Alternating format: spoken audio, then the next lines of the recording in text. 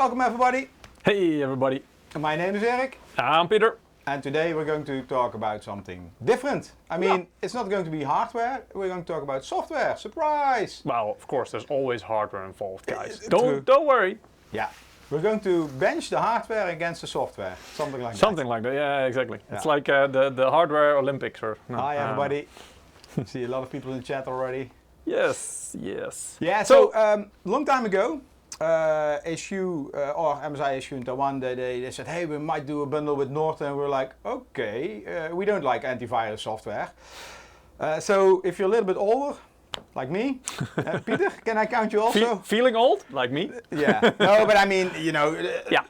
I think the kids from today, they don't know what antivirus software is. Maybe like 10, 20 years ago, it was really a thing, and pretty much every PC had it because Windows had very limited. They still have it, but it's built into Windows. Exactly, but the Windows antivirus back then was either pretty much non-existent or it was so light that it didn't really cut it. So you really needed, for that extra protection, you really needed additional antivirus, yeah. It was very common.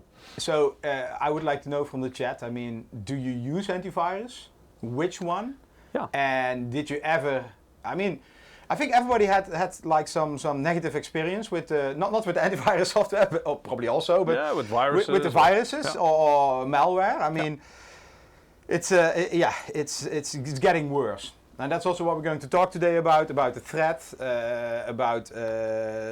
we have a bundle with, actually it's a free trial for 60 days with Norton 360 for gamers. So, and when we hear for gamers, I was directly triggered because, as a gamer, I want performance. Yeah. I don't want bloatware, I don't want things which slows me down, I don't want extra servers on the background, but at the same time, I know, I mean, you need to protect your system because your identity, it's not only your identity, your credentials, your account indeed, and Norton takes that one step further. I mean, they're also talking about your gaming account. Later we will go in much more detail also when Ben from Norton, Norton USA will join. Before the chat moves on, you asked, they answered. Avast, Norton 360 Premium, Avast, Windows.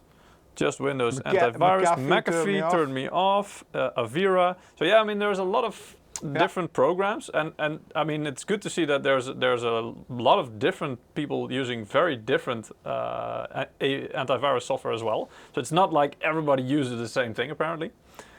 It's also interested to know how did you, maybe the guys and girls who answered right now already, what got you to use and settle on your current version of, or your current choice of antivirus? So whether that's the one built into Windows, Defender, or it's McAfee, Norton, Avira, Zone AVG. Alarm, yeah, I remember Zone that Alarm, one. yeah, there's a lot of different names coming past. Free piece of software, or, I mean there was a free version I also used for some time. Exactly. Or did you do a lot of research and that's the one that you settled on because it turned out to be the best for you, or you had the best experiences with it? Anyway, so today we're going to we're going to check a little bit about the viruses and then how that works, and pretty scary stuff over there. We're going to talk about our bundle, our 60-day. What is it? 60-day trial period, so you need to register, etc. Actually, 90. Sorry? 90? 90 okay, day, right? Cool. 90 indeed. Yes. So 3 months, about 3 months. We're going to benchmark it. So we have a test system here. I tried to, this was already a problem in MSI to get slow hardware because I didn't want to take the brand new hardware. So I asked Ja, do you have something old for me, a Core i5? He said, yeah, take this 10th generation. Okay. Yeah. 10th generation, I took it, and then I noticed it's a 10700K, no, not K, I mean 10700 CPU. And then, but you also had an i5, yeah, I have one, but it's 11th gen. So I took the benchmarks, and I mean, performance difference is almost not there, but anyway. So this is I guess what Erik is trying to say is we try to make a system that's a little bit more, likely to be what you have at home or what or my system at home. Actually, this is way faster, but I'm upgrading soon. Yeah, so it's about what the average gamer should have about. So it's not about taking the fastest hardware and then seeing, all right, how does this impact performance? Because obviously, the faster your hardware to begin with, the smaller the impact. At least that's what you'd expect. So we want to make sure that, okay, what if we take a more midstream PC and see how that impacts? And so Eric is going to do some benchmarks live during the stream. Oh, Ayan has some spelling mistake. Traal. Yeah, that's my Trail. English probably. Yeah. Anyway. Eric's mad typing skills. Yeah, indeed. With the emphasis on mad. Actually, it's Peter's checking skills. Hey, Peter, is this okay? What, did you ask me to check? Yeah. And you corrected something. All right.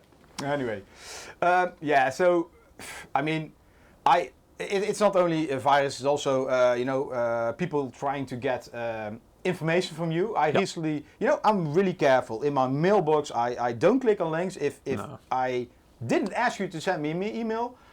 And you don't recognize it? Well, a small chance I open it and I don't click on links. And on Facebook they now advertise and there was a free PS5 giveaway from a big store in Holland, Media Market, maybe you know it, also in Germany. Yeah.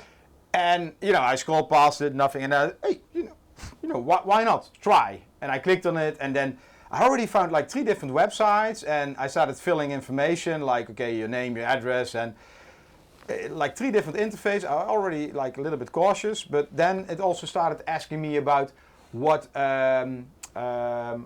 utilities supplier do you have? And then I was like, oh my God, damn, they tricked me. Why do you need to know that? Yeah, indeed. So it's just gathering information. Yeah. And also on social media, you see this a lot, like, what is your favorite pet? I mean, if you answer that, well, one of the questions in security in your Windows or to the statistically, it's one of those, what was the name of your first pet? Or what's your mother's maiden name? Or stuff like that. I mean, don't fall for that. It's just gathering information. Yeah. And they build up a big database, and the more they have, the more likely you're next. You see that in movies sometimes, right? Like what was it? Now You See Me. I think that's one of the like they mind trick. They have like this casual conversation. Oh yeah. Asking some guy about didn't you have a pet? Asking these seemingly random questions, just trying to lighten the mood. And then in the end, it turns out they were just trying to gather information so they could actually hack his account and stuff like that. So, yeah. Oh, Sticky UK 69. I'm sorry. He's a bit deaf, so he's watching with subtitles. And Eric, you have to articulate. Yes, my English sucks. My English sucks. I hope this is in capitals.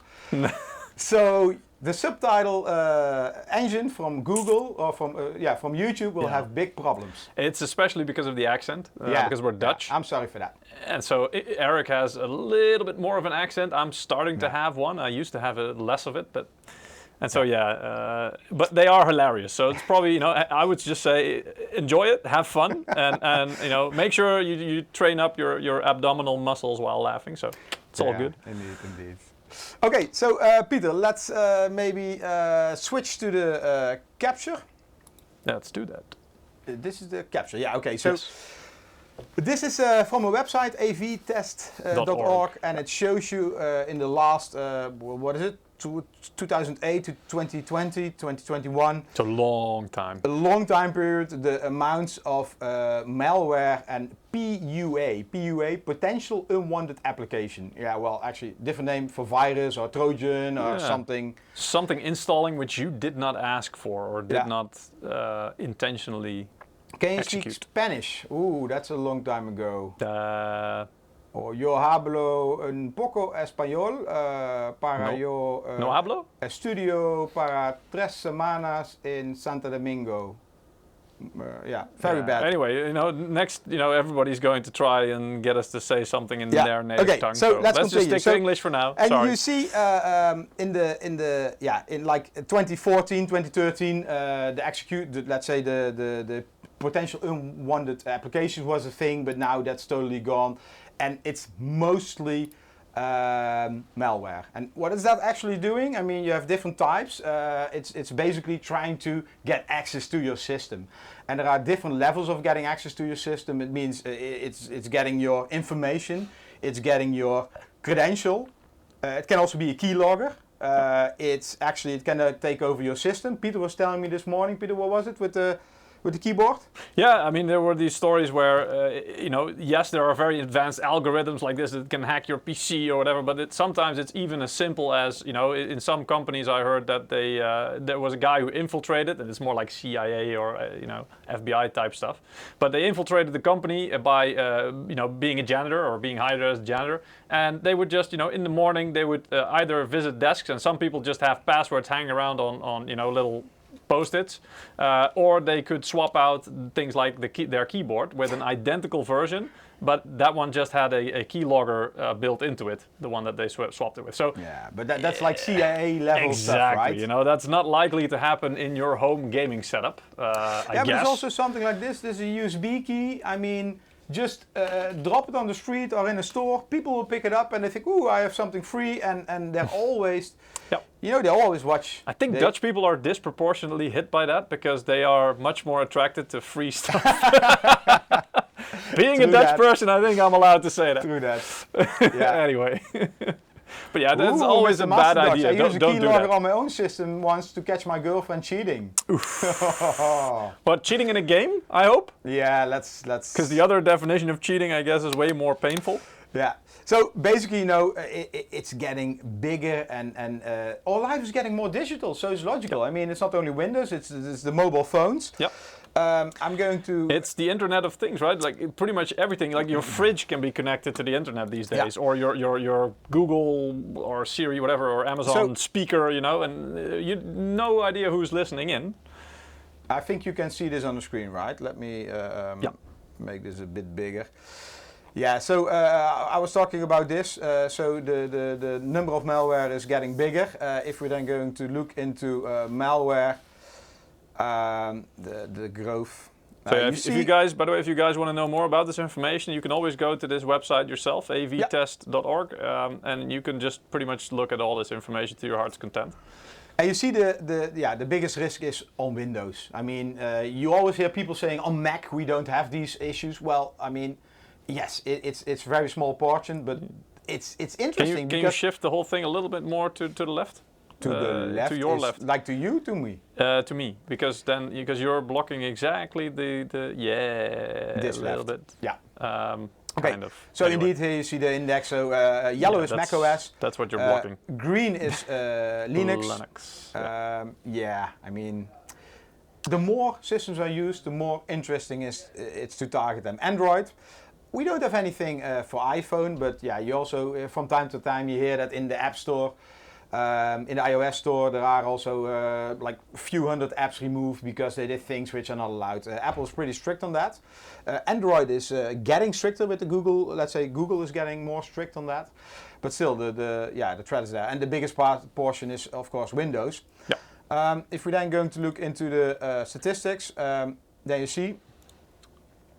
Can you see this? Yeah, just move it. Move the whole thing to the no, not yeah. Okay, no, actually, that's weird. Just move the whole thing. Yeah, like that. Yes. That should work.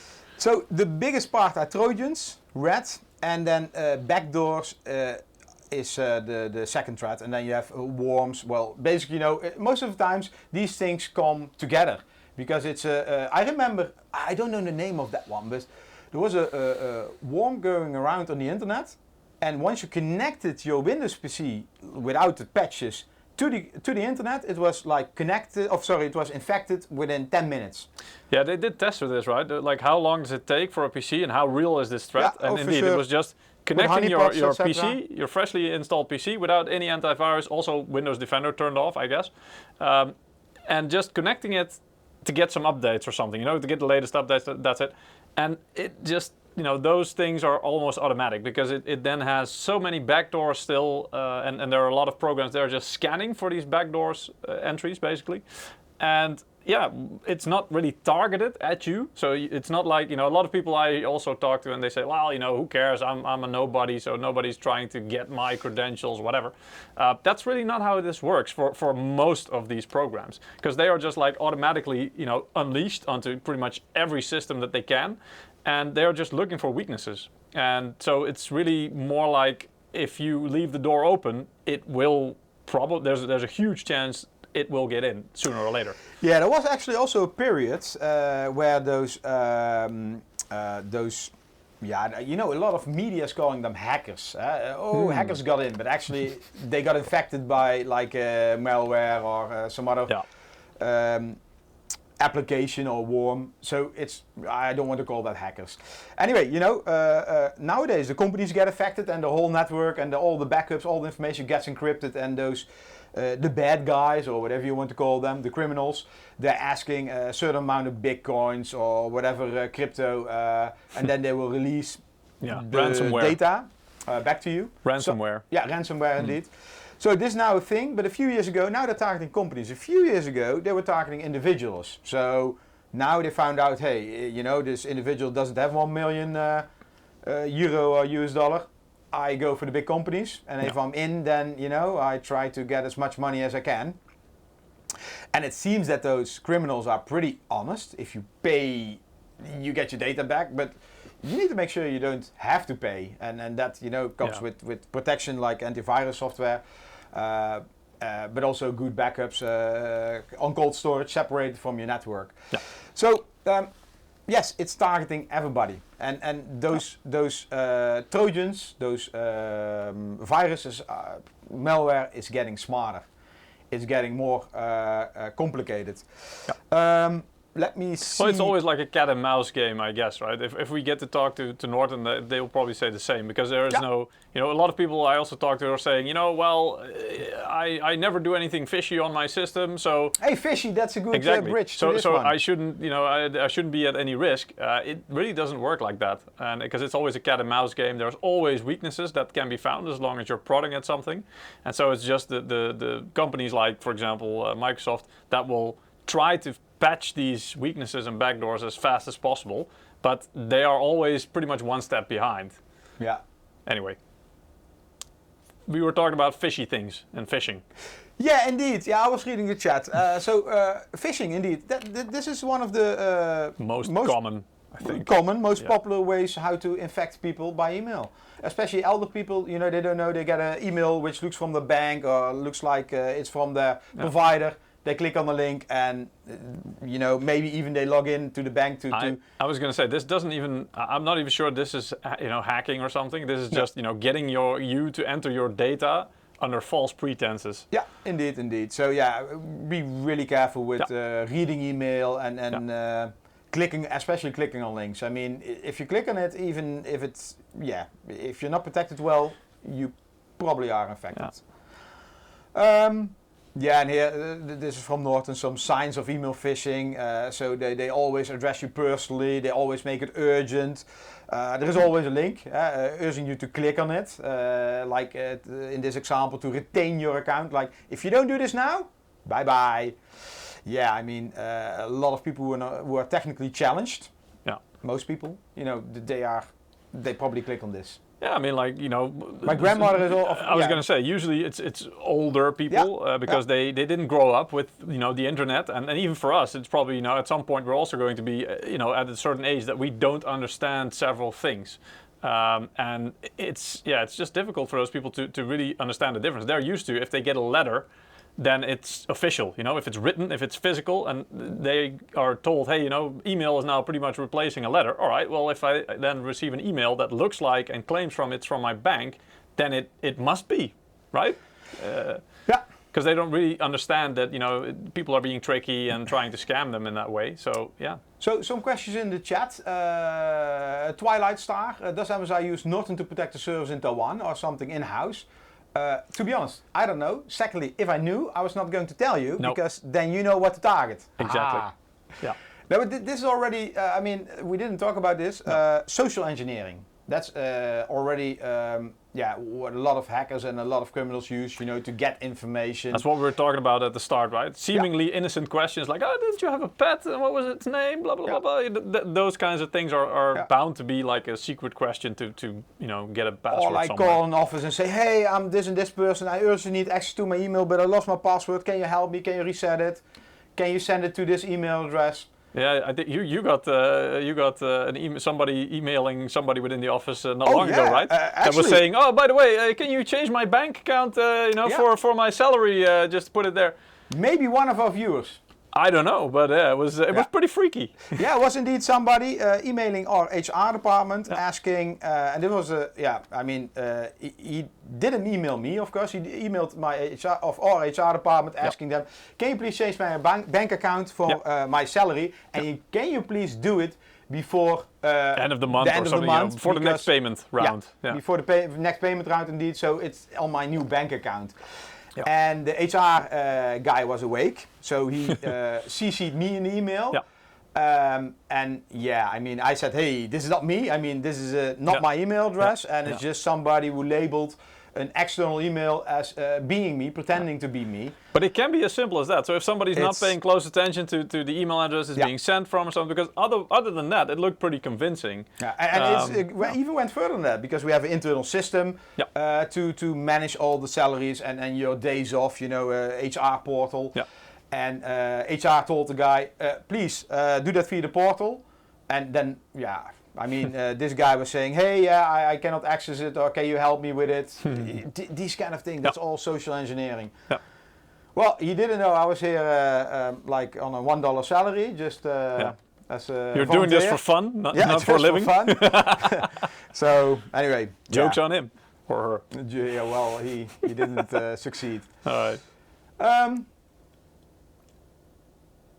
Twilight Zone, most malware is coming from the this is USA. actually coming up soon. And most malware, I don't know. We can go there now. Is that one of the next ones? Okay. Because indeed, on this website, you can actually see some of these things, some of these statistics of and this is the origin of spam mails, for example. Well, and spam is actually the beginning of malware. They spam around.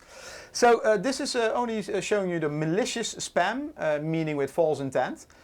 That's the right translation, right, Peter? Yeah. Yeah, okay. So, USA is top. So, who was it in the chat? Yeah, it was Twilight Star. It said, you read it a while back, and according to this, it's correct. Exactly, yeah. Yeah, so, I think secondly, it is Germany and Russia, and then China. Hey, are we listed? Holland? Brazil? Hey, Holland. Yeah, oh. We're good in everything. I think it's because, and I don't know how this works exactly, but I guess it's because, if there's major network hubs, then it's probably going to be more used for this kind of purpose. That's what we, Holland has a huge... for Europe, for Western Europe. Internet infrastructure, so all the sea cables are coming from the USA to Europe via UK, and then in Amsterdam, you have a big internet exchange over there. So... you have a lot of fast servers here for affordable amounts. So a lot of those criminals are using servers in Holland to collect the data. For example, if a ransomware, they encrypt all the data, they also take it to their server. And then they use a server, for example, in Holland or other countries. Recently we saw one ransomware attack where they use servers in Holland. And then the police is taking them offline, and it's cat and mouse. Yeah. Oh, and another indeed, 1JK was saying, I've had phone calls where they claim my internet is going to be shut off due to a fault, and they needed to have access to my computer to sort out the problem. Yeah. Kept them on the phone playing dumb and got called some not very nice names for wasting their time. Yeah. So this is another way that they can do it. It's like phone scammers, right? You have the Microsoft help desk. Exactly, the Microsoft tech support guys and stuff like that. There's a whole lot of ways that people get, scammed or duped into doing things that will ultimately either cause damage or cost them money. So yeah, always be aware. Yeah, and then something which I saw. Let me make this full screen. This was, I think, a few weeks ago in the news. Pegasus, which was talking about zero-click attacks. Actually, it's behind the logo. Can you move the mouse to the bottom right to avoid there you go. On me? Yes, Behind me? Yes, yeah. I'm high, it's hiding. Anyway, yeah, this is pretty scary stuff. It basically means that each device has 0-day exploits, meaning that just discovered exploits, meaning they were not able to be patched yet. They are still not patched indeed, and they exploit means a way to get in your system. Backdoor, like for example. Indeed, yeah. It can be an error, buffer overflow, can be everything. Yeah. But basically, Pegasus software is using this to get into your phone without that you have to click anything. So up until now, we've mentioned things where, you know, either people send you a link or something and you have to click it, and then, or like an app, you download a file. Exactly. Or you click on the link. You have to execute something, and that's what makes you, or you have to provide your information on a false website. This is a method that doesn't even require you to do anything. It just has to happen, and that's it. Yeah. Yeah. I mean, you get a phone call, you don't pick up, you ignore it, you're affected. Yeah. You get an SMS or a text message, you open it. Oh, sorry, you don't have to open it, so you don't touch it, you're infected. Exactly. So doesn't even require any action from your side, which is even more scary, I guess. Yeah, and then recently a lot of journalists, a lot of like country leaders, they got infected, or I don't want to say infected, but you know they got maybe infected with this attack, and then of course the software, the backdoor or the spyware, whatever you want to call it, it can do everything with your phone. It can record conversations, it can watch real time with your camera. It can steal your credentials, everything what you do on your phone. Key logging, passwords, anything. So this is pretty scary stuff. Yeah. To be honest, I'm not saying, because Norton also works on mobile, I'm not saying Norton can stop this. I guess not, but later we can ask Ben from Norton as well. But yeah, because we're talking about security, and yeah, we're not experts on security, we're just here to benchmark this stuff. Yeah, I saw this and I think, let's talk about this because this is... Indeed, I mean, Master Docs, can antivirus software catch this if it's a new exploit? No. But to be fair, most companies, be it Microsoft, you know, for OS or Android, Google, they are trying to catch these things, of course, very, very quickly, as soon as they can. Peter, there is one... And companies like Norton, for example, antivirus, companies, they are more active and proactive in trying to find these things as well, of course, and co-working with these companies. So, I mean, this all hopefully shortens the time or the window that programs like this have to exploit any potential weaknesses. But there is a antivirus package which can catch this, and it's called Nokia. I think, I mean, it's just so old. I was going to say, like the 311 or what is it? Yeah, I mean, you see a lot of those country leaders using those old phones, not the smartphones, but the old phones. Yeah. Because they're not smart, so you know you cannot do email on them or browse on them. Yeah. Well, they can still get text messages, so I'm not sure if they are immune to this, but yeah. Anyway, so let's talk about this campaign. I don't have to click on the link. I can show you this here. This one. Just go to msi.com to show how you can get there. Oh yeah, that's okay. But that's pretty simple. Because Eric mentioned before as well that we have you can say bundle, but it's more like a little bit of a cooperation with Norton. So if you go to what's new on msi.com, showcase, and then you find this here. Protection Detection True Battle Station. So it's a Protection Detection True Battle Station. Not sure who came up with the slogan. Get a free 90-day trial. Not what I wrote. Yes, it's spelled correctly. Yeah, indeed.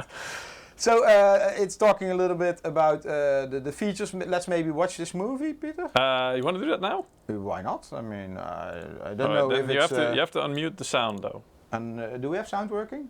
I can, but you have to unmute it in the video itself. It's unmuted. No, it wasn't. Is it now? Yeah. Okay. Then you can gaming across dozens of accounts, all of your inventory is filled with valuable in-game items and personal information, and yet you're just a side quest in the campaign of cyber criminals who have stolen over 13 billion records in recent years. Norton 360 for Gamers is the protection you need for your PC, game accounts, and digital assets. Dark web monitoring that notifies you if your gamer tag is discovered on the dark web. A no-log VPN to help prevent DDoS attacks or doxing. PC notification optimization. Keep your eyes on the prize. You won't be bothered while gaming. PC Safe Cam. Always know what's accessing your webcam. Cybercriminals had better be ready for the hardest match of their lives. I didn't hear it. But yeah, basically talking about all the different features. So if you go to the page, all the features are listed here. Later we're going to talk with Norton about that. But I just want to highlight here how you can join this 90-day free trial. Go to Msi Reward Center, and that is this page. Basically, it used to be register.msi.com. If you buy an MSI product, you can register your product at MSI, and with that you can also have support online or get an RMA number in case you need. And we are also running a program where you can get points, and with collecting these points you can get some stuff.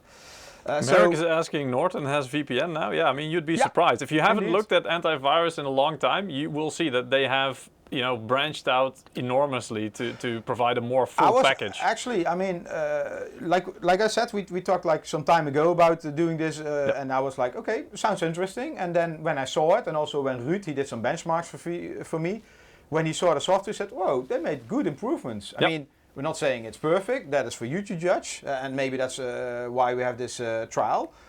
But yeah, it came a long way. I mean, maybe they listened good to the audience. And well, is this the best they VPN? kind of have to as well, right? Because I mean, it's not just, especially if you're going to sell security, or at least provide a security product. If you're only looking at one aspect, you are leaving a lot of things unlooked at or unmanaged. So in order to provide better security, you kind of have to provide a more complete package. VPN is also something that I think more and more people are using. So yeah, it kind of makes sense. And it's also just to add a little bit more utility to the whole package. Yeah. So there are several tiers for things what you can get. You can look at this in your own time. Well, this is maybe your own time. Anyway, after the stream. Earn. This is how to get points. So you can submit a review, and this is at, for example, new egg. You can give like 5 eggs or 1 egg or 0 eggs. You know, we don't care what you do. You know, just give your honest opinion. Yep. Peter, you said if it's like 5 stars, you get. What was it? You get more points? No, that's not. I mean, that's a joke, obviously. But no, the system doesn't discriminate based on your rating. If you really dislike something about our product, be honest. I mean, actually, that's also fine. Yeah, our product managers are also checking the feedback on like the bigger websites. They cannot check the local reseller, but like Amazon Newegg, this feedback is really valuable for us. Sometimes it's an issue and bug which we can fix in our BIOS or something. And some things we need to take to the next generation and learn from it. So really important to give you honest feedback. Yep. Product registration, you get points for that. And actually that I think is on this page. Yeah, so here, depending on the product, you get different amounts of points. So a modern, what is this? A laptop, modern laptop, you get 60 points. A GL laptop, you get 50 points, etc. Yeah. And that's just for product registration? Yeah, and then your birthday, you get some points. You also some service where you want your opinion. Yeah. Don't give too much information if we ask for it. No, we would never do that. Rewards, things, I'm not sure, it changes always. So Monster Hunter, you can get for 1,000 points. Green Man Gaming, to be honest, I don't know what. It's a platform, you can buy games there. Okay, it's like Steam, etc. Yeah. So Steam vouchers. Like it's like a shop. Special edition mystery box. Peter, is it 3090? I have no idea. Limited to 50 packs. I don't know what's in there. Yeah. That's why it's a mystery box. Voucher sweepstakes. So 10 points you can participate to Mr. win Mastodog's already mentioned this. Do not forget to mention the sweepstakes. I don't see that in the chat anyway.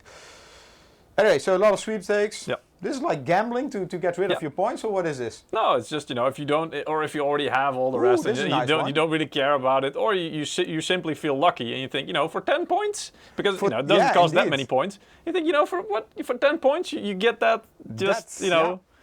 Yeah. registering a product, you get like 50, 60 points or something. So you to can be honest, just say, I don't know, you know what, we're gonna chance this it. changes and how many actions we have, because this probably is one, this is probably also one. I don't know. Anyway, I mean, yeah, and by registering here, and then you get some points, and then you can also download the software. So that's what we're going to do right now. We are going to benchmark, and before we benchmark, first, I mean, this is I don't want to say it's a clean install. We used it, but yeah, it's pretty basic install of Windows. So we're first going to do some benchmark of the system, how it behaves without antivirus software, because my experience from the past was that antivirus software was using a lot of memory, using a lot of CPU cycles, so not something which I would run besides my gaming. And that's basically also why in the last few years I didn't use a lot of antivirus anymore. No, I mean, what you do need to take into account is that, we're talking like, I don't know, probably 10 or more years ago, right? That you last... Yeah, 10 years, yeah, indeed. Exactly. So, and at that point, the hardware was way slower, and you had fewer cores, and so it was more limited in a hardware way as well. Now you have multiple cores of, and even more threads. Usually, and the hardware is way more capable. So, in theory, you would say that even if there's an impact, it should be less of an impact. Even for the simple reason, and that doesn't really go for Cinebench because it does use all the cores to its full effect. But for example, in games, most games actually don't use more than like 4 cores still. Some of them may use a few more, but for example, if you have an 8-core 16-thread, let's say, there's very few games that use all those cores and threads at the same time. So, having some processes in the background shouldn't really impact it as much. And then it's also even a question, are you GPU or CPU limited? Because most of these processes will be using the CPU. And that's where you have most of your cores, obviously. So, just going for a setting, this is what Eric will do later on as well. For example, with Rainbow Six Siege. And putting everything in the lowest possible setting, basically to prioritize FPS, and that should load the CPU more. I mean, we're not going to say you cannot be GPU bottlenecked in this system, because it's still a mid-range system with a 1660 Super. Yeah. So, but it's full HD, Peter, and it's the lowest setting. Oh, you have the specs online, yeah. Yes. It is an i7 though, so the CPU is quite powerful, so it's going to be difficult to max it out with the game like that, but still. Yeah. We're going to try at least to make the scenario in a way that the CPU load is the highest it can be, and then see if there is indeed a measurable impact when you're doing that. Later I will show you more benchmark data which we did. We can also show you benchmark data what Passmark did, and I mean, you can do your own benchmarks. There is a free trial. Did we already tell you that we have a giveaway? I don't think so. No? Okay, anyway, we have a giveaway. You can get a 1-year subscription for Norton 360 for gamers. Yeah, I mean, it's over Eric's head. Yeah. And those with the benefits. Not just 90 days.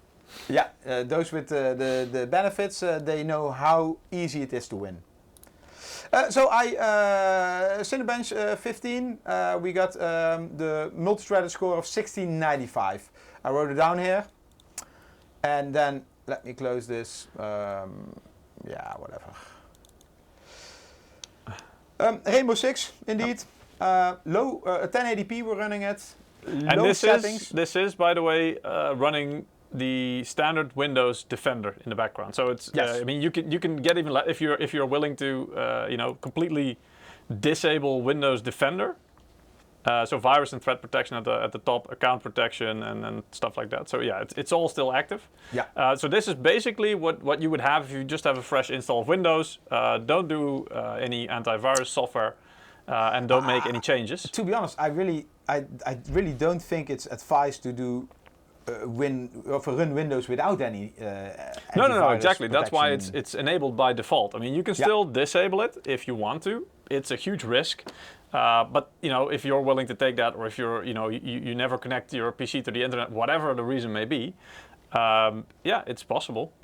Yeah. So Rainbow Six Siege, to be honest, this is not a game I play, so No, me neither. I tried it yesterday and I was like, yeah, it's interesting, but it's a lot of tactical stuff.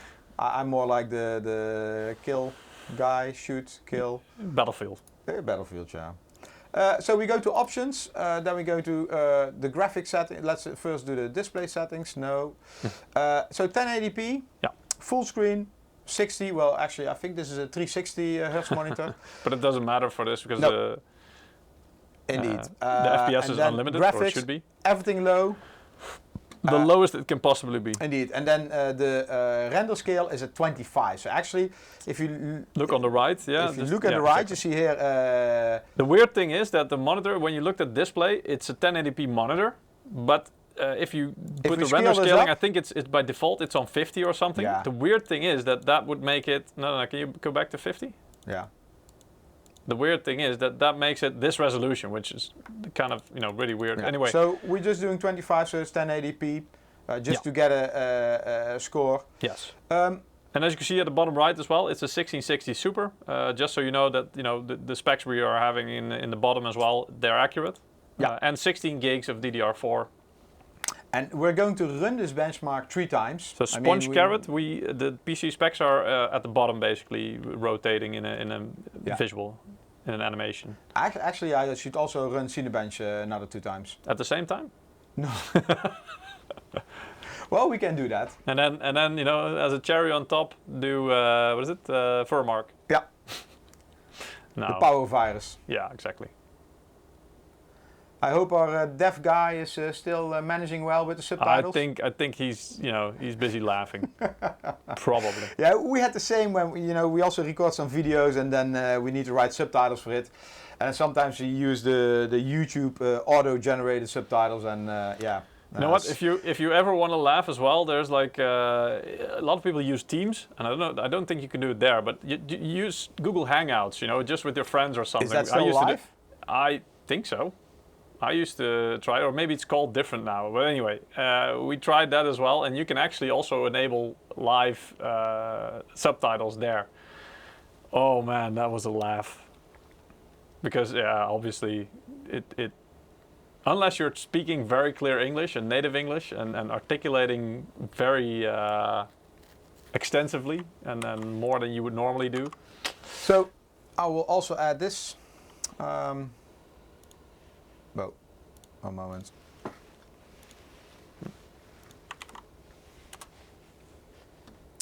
So we got the first run, we got 160, 146, which is the minimum FPS, and 180, which is the maximum FPS. And you see the CPU load on average is 25%, so we're not even close to maxing the CPU out, and the GPU load is 88%. So again, just for full disclosure, this isn't even close to maxing out, and it's not surprising to maxing out the i7 there. Going back, going to do another run, escape. Inferno, yeah, it's a 10700 and it's a shame not 11 gen. Well, we wanted to purposely not have a system that's the biggest and newest specs, because then the impact, if any impact is there from the antivirus, obviously it's going to be smaller. So we want to show a little bit more of a typical scenario of something that's a bit more likely to be in your home, and for that already this i7 is quite high end, I think. Obviously, if you're a PC enthusiast, or you're somebody who's into this and spend a lot of money on those parts, you're likely to have something like along the lines of this. But if you're just a regular gamer, this is already quite high end, based on, for example, things like a Steam survey. Something like with 4 cores is actually the most common at the moment, according to the Steam hardware survey. So, yeah. Inferno has the 11 gen and I think it's very bad. Yeah, Inferno was also posting. I think he has a Trident X and is having some I don't know, thermal issues. I think he mentioned. Best to contact support. Yeah, that's what other people in the chat also said. Oh yeah, I didn't see that. Anyway. Too many messages in the chat. Okay, next one. Let me copy this again. Wow, this is a big difference. You didn't change any settings, right? That was funny. That was funny. That was funny. We can compare them. Do tell. It says apply. So 160 to 180. That's 182 a huge actually. difference indeed. Yeah. So anyway, on one the GPU load was 88, and the other one it was even it was 99 or something. So it's much higher. Anyway, I'm just going to write it down. Let's see. Yeah. Let's take this one. 182. 180. No, 182. You need to be exact. Oh, sorry. Yeah, you said 180, so No, I wrote it down. 166. This is a huge difference. 203. 203. Okay. Do another one. So yeah, the weird thing is, and this always happens during our live streams as well. At the moment, we don't know what's causing that big difference. Also, it doesn't matter. This is a strange thing. When I go back here, I need to apply again to do the benchmark. Yeah. And I don't know what changed. Weird. And I didn't change anything, so... Yeah.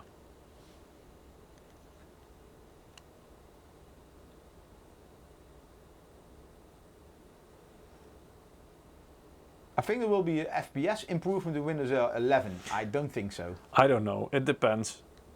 Because if there's a game which has, for example, direct storage, and you're having a game like this or CS:GO or whatever that's CPU limited, then yes, help with FPS. It can if you're CPU limited, because then your CPU can be bypassed in a lot of instances. No, but it's more for loading levels and streaming content. Yeah.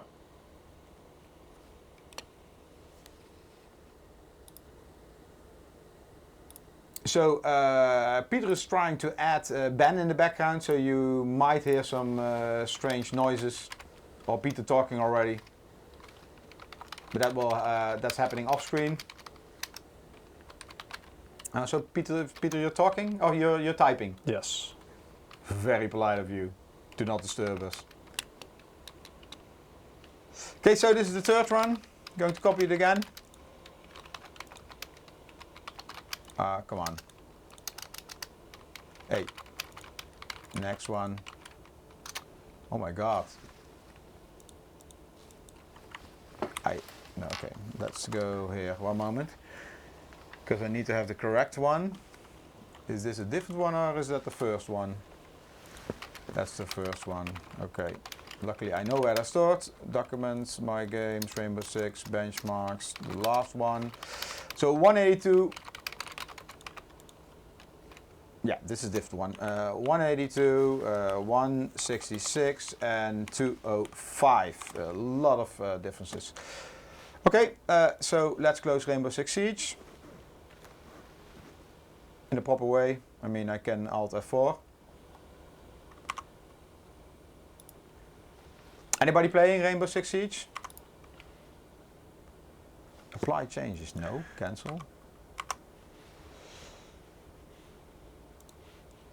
Quit to desktop. Yes.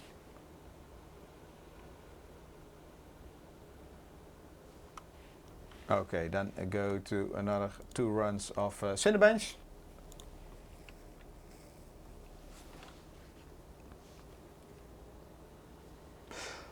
Peter, maybe we also do the first 2 giveaways?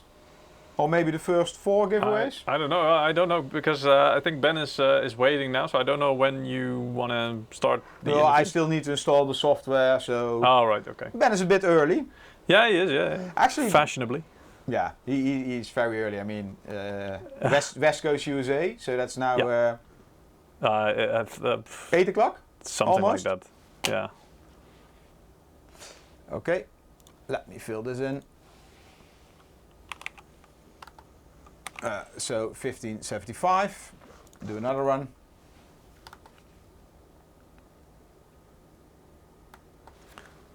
So please remember, this is the performance without Norton or Norton 360 for gamers installed.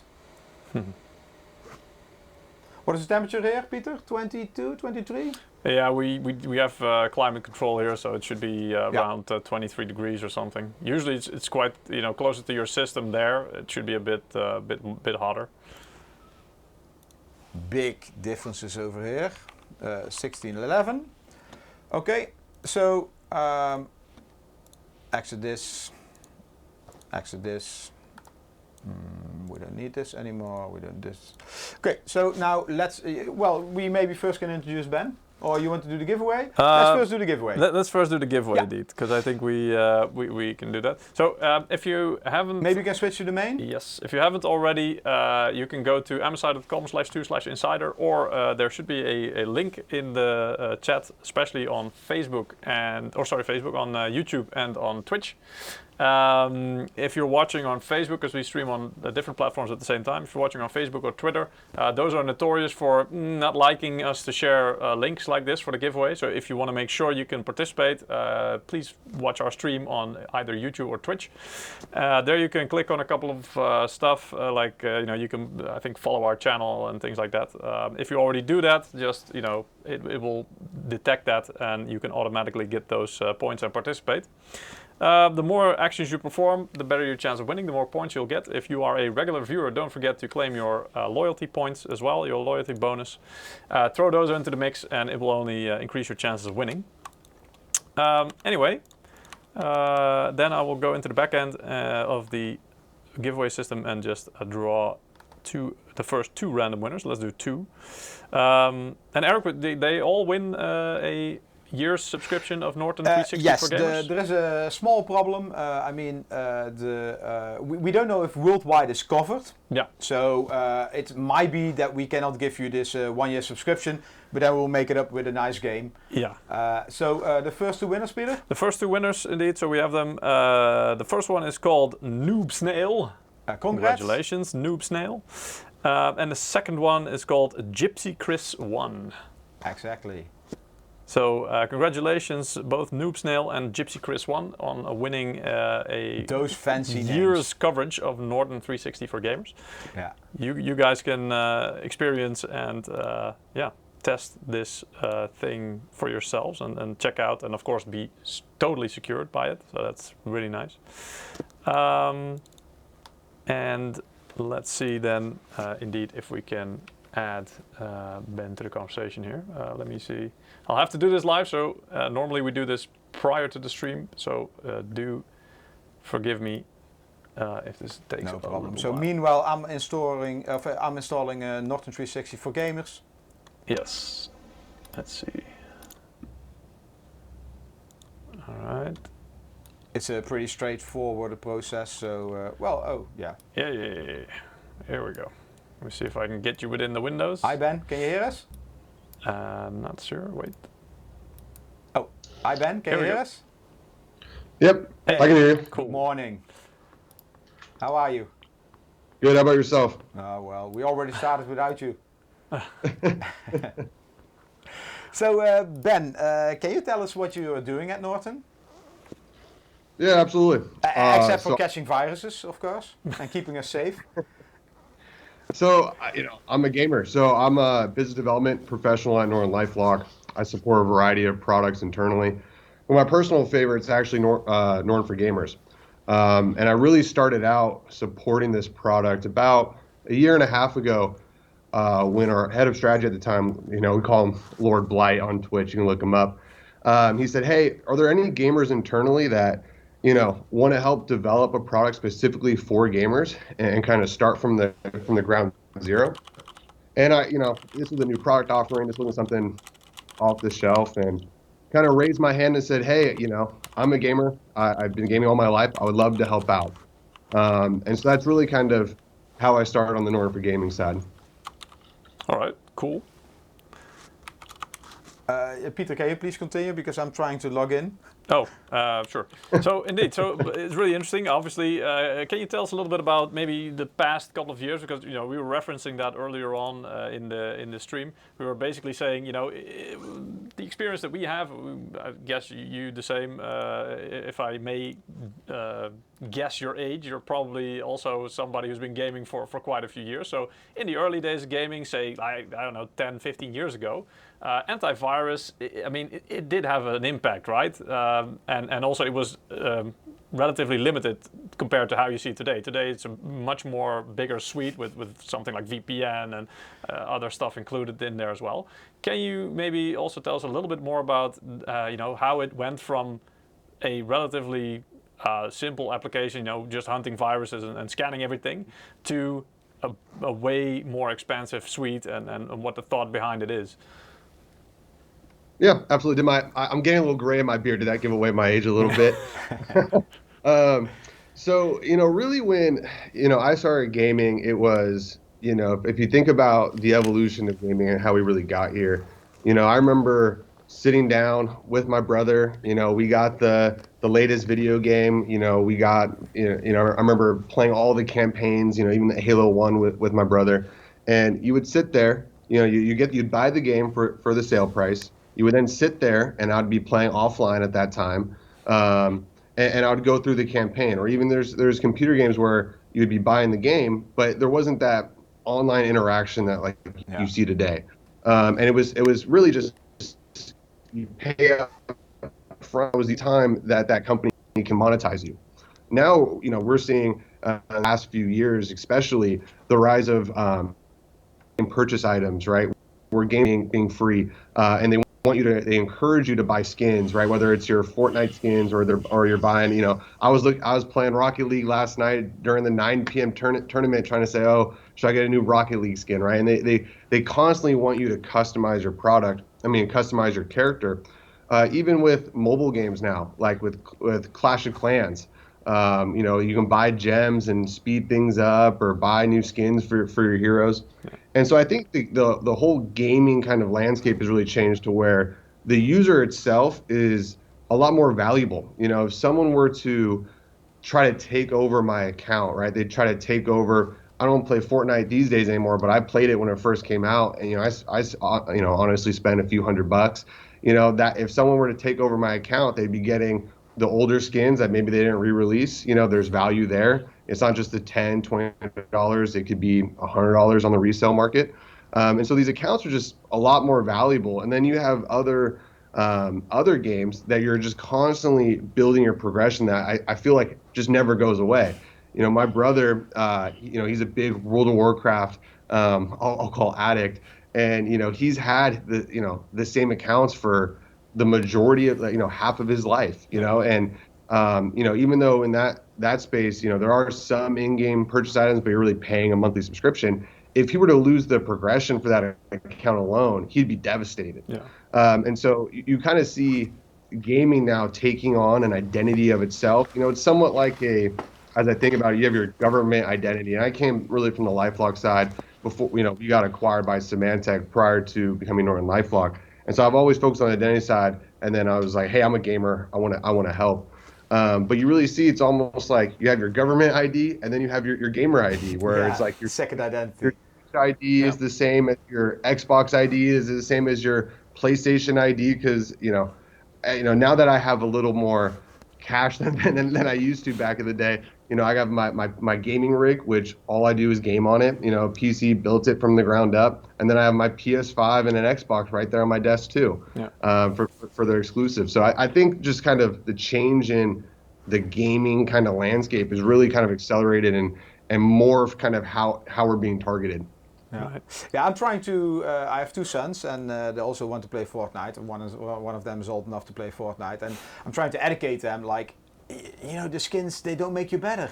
It's just, and you don't even see yourself. Yeah, well, in Fortnite you see your own skin, but in most games you don't see the skins. But you know, that they're not believing me, and I can't convince them. It's not always a reason for, you know, spending money. It's not always that oh, I get better because of, no, it's just because they, you know, they like the look of it. I mean, right, you know, more fancy clothes or in a certain color, they don't make you a better person either. But you know, if you like them. This is an expensive hobby, because for us it started like 10 years ago. This customization, and then maybe even shorter, like 5 years ago. These kind of games. But my kids are already educated with that. So if the whole life they have to pay for this kind of stuff, it's going to be very expensive for them. But for them, that's normal, right? Yeah, I mean, that's what they grew up with, and we saw the evolution of games, I guess, from a little bit more longer ago.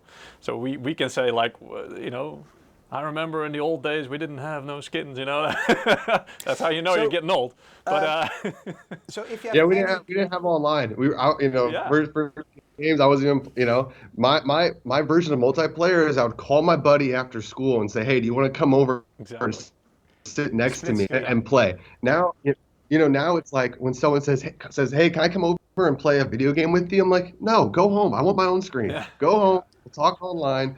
Don't ruin my experience. Mr. Masterdox is on YouTube is saying he looks like a bouncer. Viruses are running in fear. Ben is the man. So if you have any questions about online, about antivirus, malware, protection, you name it, just drop the question in the chat. Yeah, and we'll see if we can ask Ben for an answer on very specific ones. Indeed. So Peter, maybe you can copy Ben also in the caption screen. You know, just before we do that, I guess that, you know, the whole thing that it's a very dynamic landscape, gaming and the PC and stuff like that in general, just makes it incredibly sophisticated and difficult, I guess, to cover the whole thing, right? Because if you see the speed at which things are releasing and changing and updating in this industry, I mean, even for us as a hardware vendor, you know, for us sometimes it's hard to keep up with these things, and it's a massive amount of work. And for you guys, it must be, you know, something similar, because you're trying to cover everything or as much as possible to with security. So.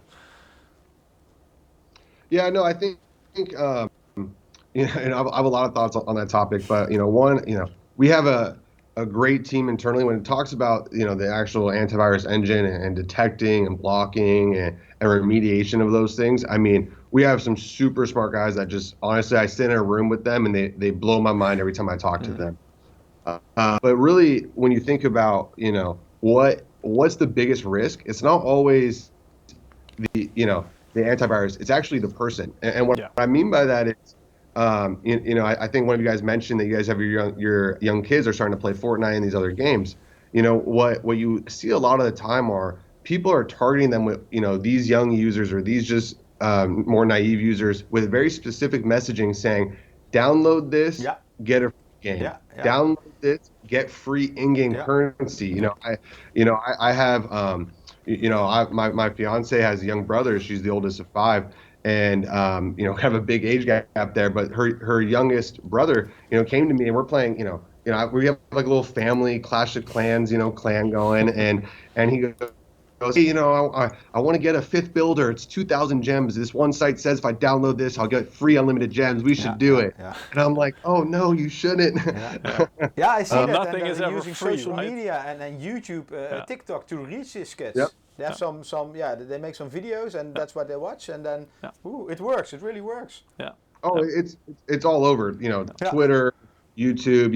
You type it in and you'll see like 1,000 YouTube videos with the, hey, click this link here and download here. So you're right. It starts with the user. That's usually the weakest link in terms of security anyway, There is only one cure for that, learn the hard way.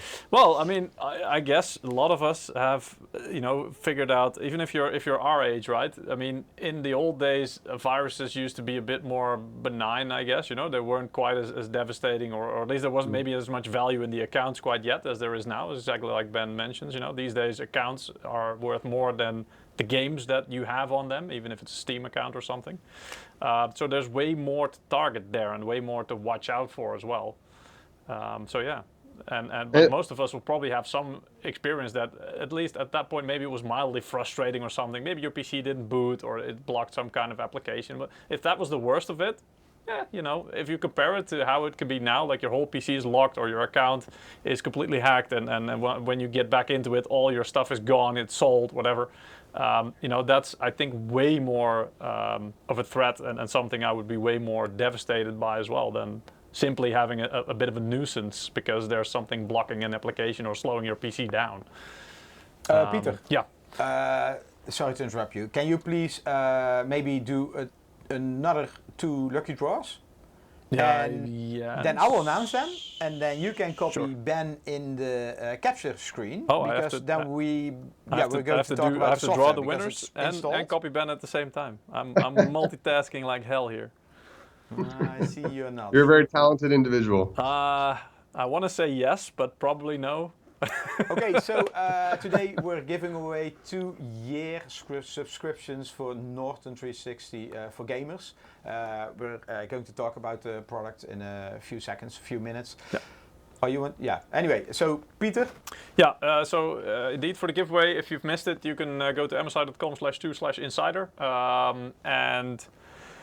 Yeah, perform a couple of actions. There's also the Gleam link being shared in the chat on YouTube and Twitch. Yeah. You can go there as well. It's all safe, honestly. Click I mean, it sounds really dodgy, you know, just after talking about something like that. Anyway, it's you know. It's not a phishing account. Exactly. Our regular viewers know this spam Yes, bot exactly. is each week there. And we don't ask for any, credentials, anything like that. Don't worry about it. The only thing we ask is that, for example, you follow our channel We or should stuff have like done that. that. I mean, we should have No. fill in your name and No. then after the stream announce what we all got. I don't think would that's too. how you really get people to trust you, Eric. Learn the hard way. Yeah. No, it's funny. Our CMO had this commercial, and it was like, how the world changed. Because like, you go to a hotel, you want free Wi-Fi, type in your SSN here. Yeah. It's like Yeah. you're trying to get all this free stuff, and they just keep getting more and more and more information from you. Scary. I mean, it's because there's like it's a difficult terrain because on the one hand, data mining, I think it's mentioned by somebody in the chat earlier as well, is kind of the norm these days. And of course, people are waking up to it. They're getting more aware. Governments are getting more aware. So there's more rules involved now. But still, it's still being used as an acceptable way of also making money for some platforms. Facebook, for example, is a good one. Google as well, or YouTube. So to an extent, it's I guess okay and accepted. It's legal. There's nothing wrong with it. But indeed, it's like a very slippery slope because at some point, if you provide more information than you care to share, or you're just not aware of it, then people can do some really nasty stuff with it. Okay, lucky winners, yes. Peter. Yes. Anyway, we have 2 more winners. One of them is called Mandy. Yeah. So congratulations, Mandy. And the next lucky winner has a lucky name. Sorry. The next winner Yes, has and a lucky the name third winner called? indeed has a lucky name because they are called Lucky971. Well, Coincidence. they were very lucky. Yeah, you chose the right Well, name. he was not lucky because he used the loyalty bonus. No, so he's that a is regular that, viewer. you can still get lucky with it. You still need to have some amount of luck, right? Yeah, but not so much. It helps. Exactly. helps. Never hurts. Never hurts. Okay. Let's see if I can copy Ben indeed into this. Here we go. Yeah, so this is the PC. I just, I'm finishing installing the software. So it says this device is protected, device security activated. I can now also add another device because Ben, maybe you can explain this. This license or this product comes with 3 licenses, or you can activate on 3 devices, right? Yep, you can do 3 devices. Obviously it's focused on desktop. I mean, we're very focused on PC gaming. But if you wanted it on your, if you wanted one of the licenses on your Android device, you absolutely can download our Norton Security Android app. But it wouldn't be obviously with Norton Game Optimizer and some of these other products. Yeah. Yeah. So, and here you can add some other device, protect another device. I'm not going to do it right now. It switches away. But I mean, and it then does I make see sense that you do it on multiple devices because I mean, just for example, if you're a typical gamer, you'll also have. You don't even have to play games on your phone, but you'll have, for example, Steam Guard or whatever on your phone as well as a 2-step verification. But that means your phone can also be, it also needs basically some extra security because if they get to that, they might also be able to get into your account. So yeah, if you're going to do one thing, one device, it makes sense to also do the others that maybe you're also using. And I'm glad you touched on 2FA. I mean, I would always recommend, by the way, just using those apps. Yep. You know, I know Battle.net has an app. You know, I would always use an app instead of like SMS based, because people can take over your phone number. SIM card swapping. Very sophisticated targeted attacks with SIM swapping. So I always recommend apps. And I mean, I know it sounds a bit far-fetched maybe for some people, like, who would SIM swap me? You know, I'm just, nobody knows me, nobody cares, you know, but still, it's I guess also at some point about statistically, you know, ruling out some opportunities, which basically makes you less vulnerable. Yeah, I mean, also I think some accounts I've seen where it's like, I can literally say log in a different way, and they say, hey, do you want to do SMS 2FA? And I'm like, it's easier, but dude, that's not good. I don't want that. And to your point, I mean, it is targeted, but you know, I know some people like Genshin Impact. I personally never played it, but I was talking to one guy, and he's like, literally, like, I've dropped $3,000-$4,000 in that game. I was like, wow. Jeez. Like, you are dedicated. Yeah. Okay, so let's have a look at the software. I just installed it. It says show me. Well, actually we have Ben here, so I will do this later. So this is the interface. Is it? Yeah, it shows correctly. Maybe like this. Yeah. So this is the interface you will see. I directly see here a game optimizer, which I can switch on and off. Ben, can you tell me a little bit about that? Yeah, so Game Optimizer is patented technology, and really it's, you know, just dedicating your cores to your game. Really, when I think of this is it's really kind of peace of mind for me. It's like, it's almost like insurance. Like I want, when I'm playing my game, nothing to take away from the actual game I'm playing. I don't want lag spikes. I don't want a sudden, you know, drop in FPS. I don't want anything like that happening due to other things that may be running in the background, like Chrome. I'm always running Spotify a lot of the time, or just other kind of abnormalities that may pop up. So really what it does is it takes, you know, 90% of your cores, dedicates it directly to the game, and leaves one core open for your non-essential, I like to say non-essential, but basically non-gaming activities. And so it's, you know, when you have it on, it automatically detects when you're playing a game. So if you launch Steam, it will say, okay, Ben Waters is playing Steam. Or if you're launching, you know, the Epic Games launcher, right, it'll automatically detect that, and then it'll immediately start working for you. Okay, so the more workload in the background, the more results this will give. Absolutely. Like, the one thing, I don't know about you guys, but for me, what's always frustrating is I go to play a game, and you know, with my current kind of life, I don't have as much time to play games as I used to. And so when you know, I go to play one game of Valorant, because it takes an hour, you know, when I go to play my one game for the night of Valorant, sometimes I'll look, I'm like, oh, you know, I need to update Ark Survival Evolved, or I need to update you know, some of these other games. And what I really hate to do is, you know, say, okay, fine, let me update it now and let me walk away and stop playing my game, because I can't, you know, previously I wouldn't want to download a game and play a game, not because I cared necessarily about the, you know, the updating speed, but more because I didn't want whatever I was doing for the updates to affect my gameplay, because then that won't be fun anyway. I'm just, you know, I'm doubly screwed. Yeah. And so with this, actually, what I like about Game Optimizer is you actually see, I think it was up to about 30% increase in FPS if you're playing a game and you're downloading a game or updating a game at the same time. And so it allows me really to constantly be gaming, even if I have these other updates going on in the background, which honestly, you know, saves me a bunch of time, because I'm also not the type of person to say, hey, before I head into work, let me go turn on my gaming PC and let me do all these upgrades and then leave it on. You know, I'm like, you know, it's my baby. I'm like, hey, I don't want nothing on when I'm gone from the house. When it's on, I want to be there. And the updates are getting bigger and bigger, so it's not something like I can get a coffee or something. It's like 70 Well, it depends on your internet connection, I guess, but also. By the way, sorry, gonna just jump in here, because I see some good and interesting questions in the chat. Two of them I want to address. One of them is, if you win one of the subscriptions, is it bound in a certain time, or can you wait until your current subscription, if you have it, runs out and then start it? Ooh, good question. I have no idea, honestly. So we have I also don't know if Ben knows that answer, but I'm going to throw it out there. I honestly don't know that answer. That's a good question. So, I mean, so we may have to get back to you about that. Personally, I would like it to be, hey, if you have an active subscription, have it tag on after that. Personally, but I would have to check in with the folks internally. Yeah, we will find out, and we will email the winners. Yeah, the second one is from before which dates they will need to activate it, if there's any date. If there, exactly. If there is an expiration date for these codes, indeed, we will let you know. And the second one is from Chiba Wizard on Twitch, is asking, does this work? So the game optimizer, does this work for all games, even on independent game launchers? I'm not sure if it works on by using the game launcher. I think it just looks at, if I understand correctly, Ben, the process is running in the background, and it's going to try and minimize their impact. So I there is don't think it's somewhere an dependent overview on of the games, right? Which I installed.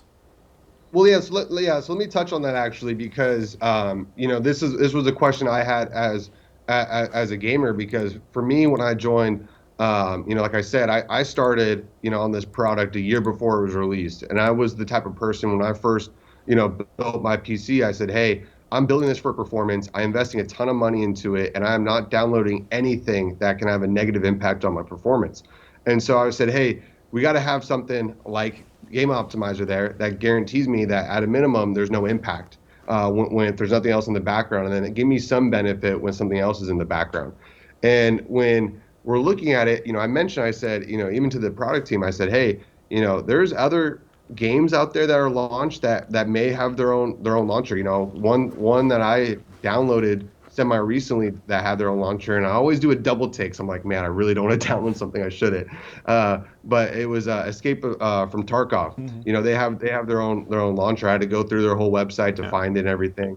And if our Norton Game Optimizer doesn't automatically detect it, you can actually go in there and say, hey, work for these applications. You can honestly, I believe, even say, hey, work for Microsoft Excel if you were running a bunch of crazy things going on. So you have the ability to customize it. Right. Yeah, I see. I went here to the settings menu. So if you go to the settings and then Game Optimizer, you see all the settings. So we have restrict resource usage for under processes and also for system processes. So this is I assume, the default setting. You can also say automatically set power plan to max performance. This is a thing that I think is very common indeed, trying to prep your PC for maximum performance.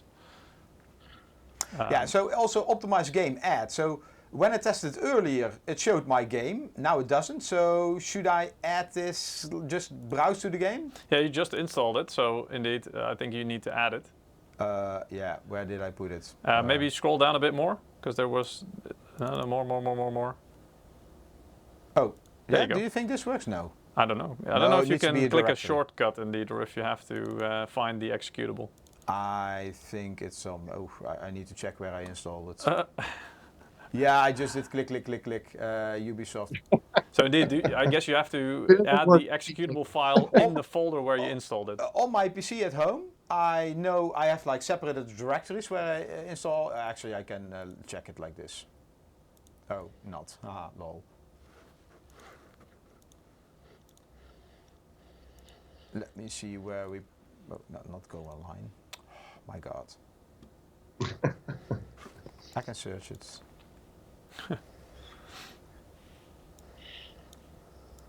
Well, so it's a Ubisoft launcher. That's the benchmark. So this is the game settings. That's my documents. No, you need to go. I don't know, either on D or C, I guess. Game, verify files, view game details, I guess. No. Well. Properties. Here we are. All right. Does it work like this? Maybe. No. It doesn't look like it. So you just have to go to C, Program Files, x86. C. Program Files, x86, yeah, that one. And then, I guess, find Ubisoft. Yeah. Ubisoft. And click. Games, there, games. Yeah. There you go. Yes, and now, well, it does. I cannot add it. No, you still need to find the executable. I need to check. Maybe if I start the game, it will automatically detect it. Ben, do you know? Yep. I believe it should. All right. Okay. Yeah, okay, so why I'm doing all this difficult... That's a good question, Eric. Yeah, maybe I should first ask questions. Asking the real questions right there. It's more, so Yeah, because really, when I last time installed it, it automatically showed, and yeah, we're just going to run this. All right.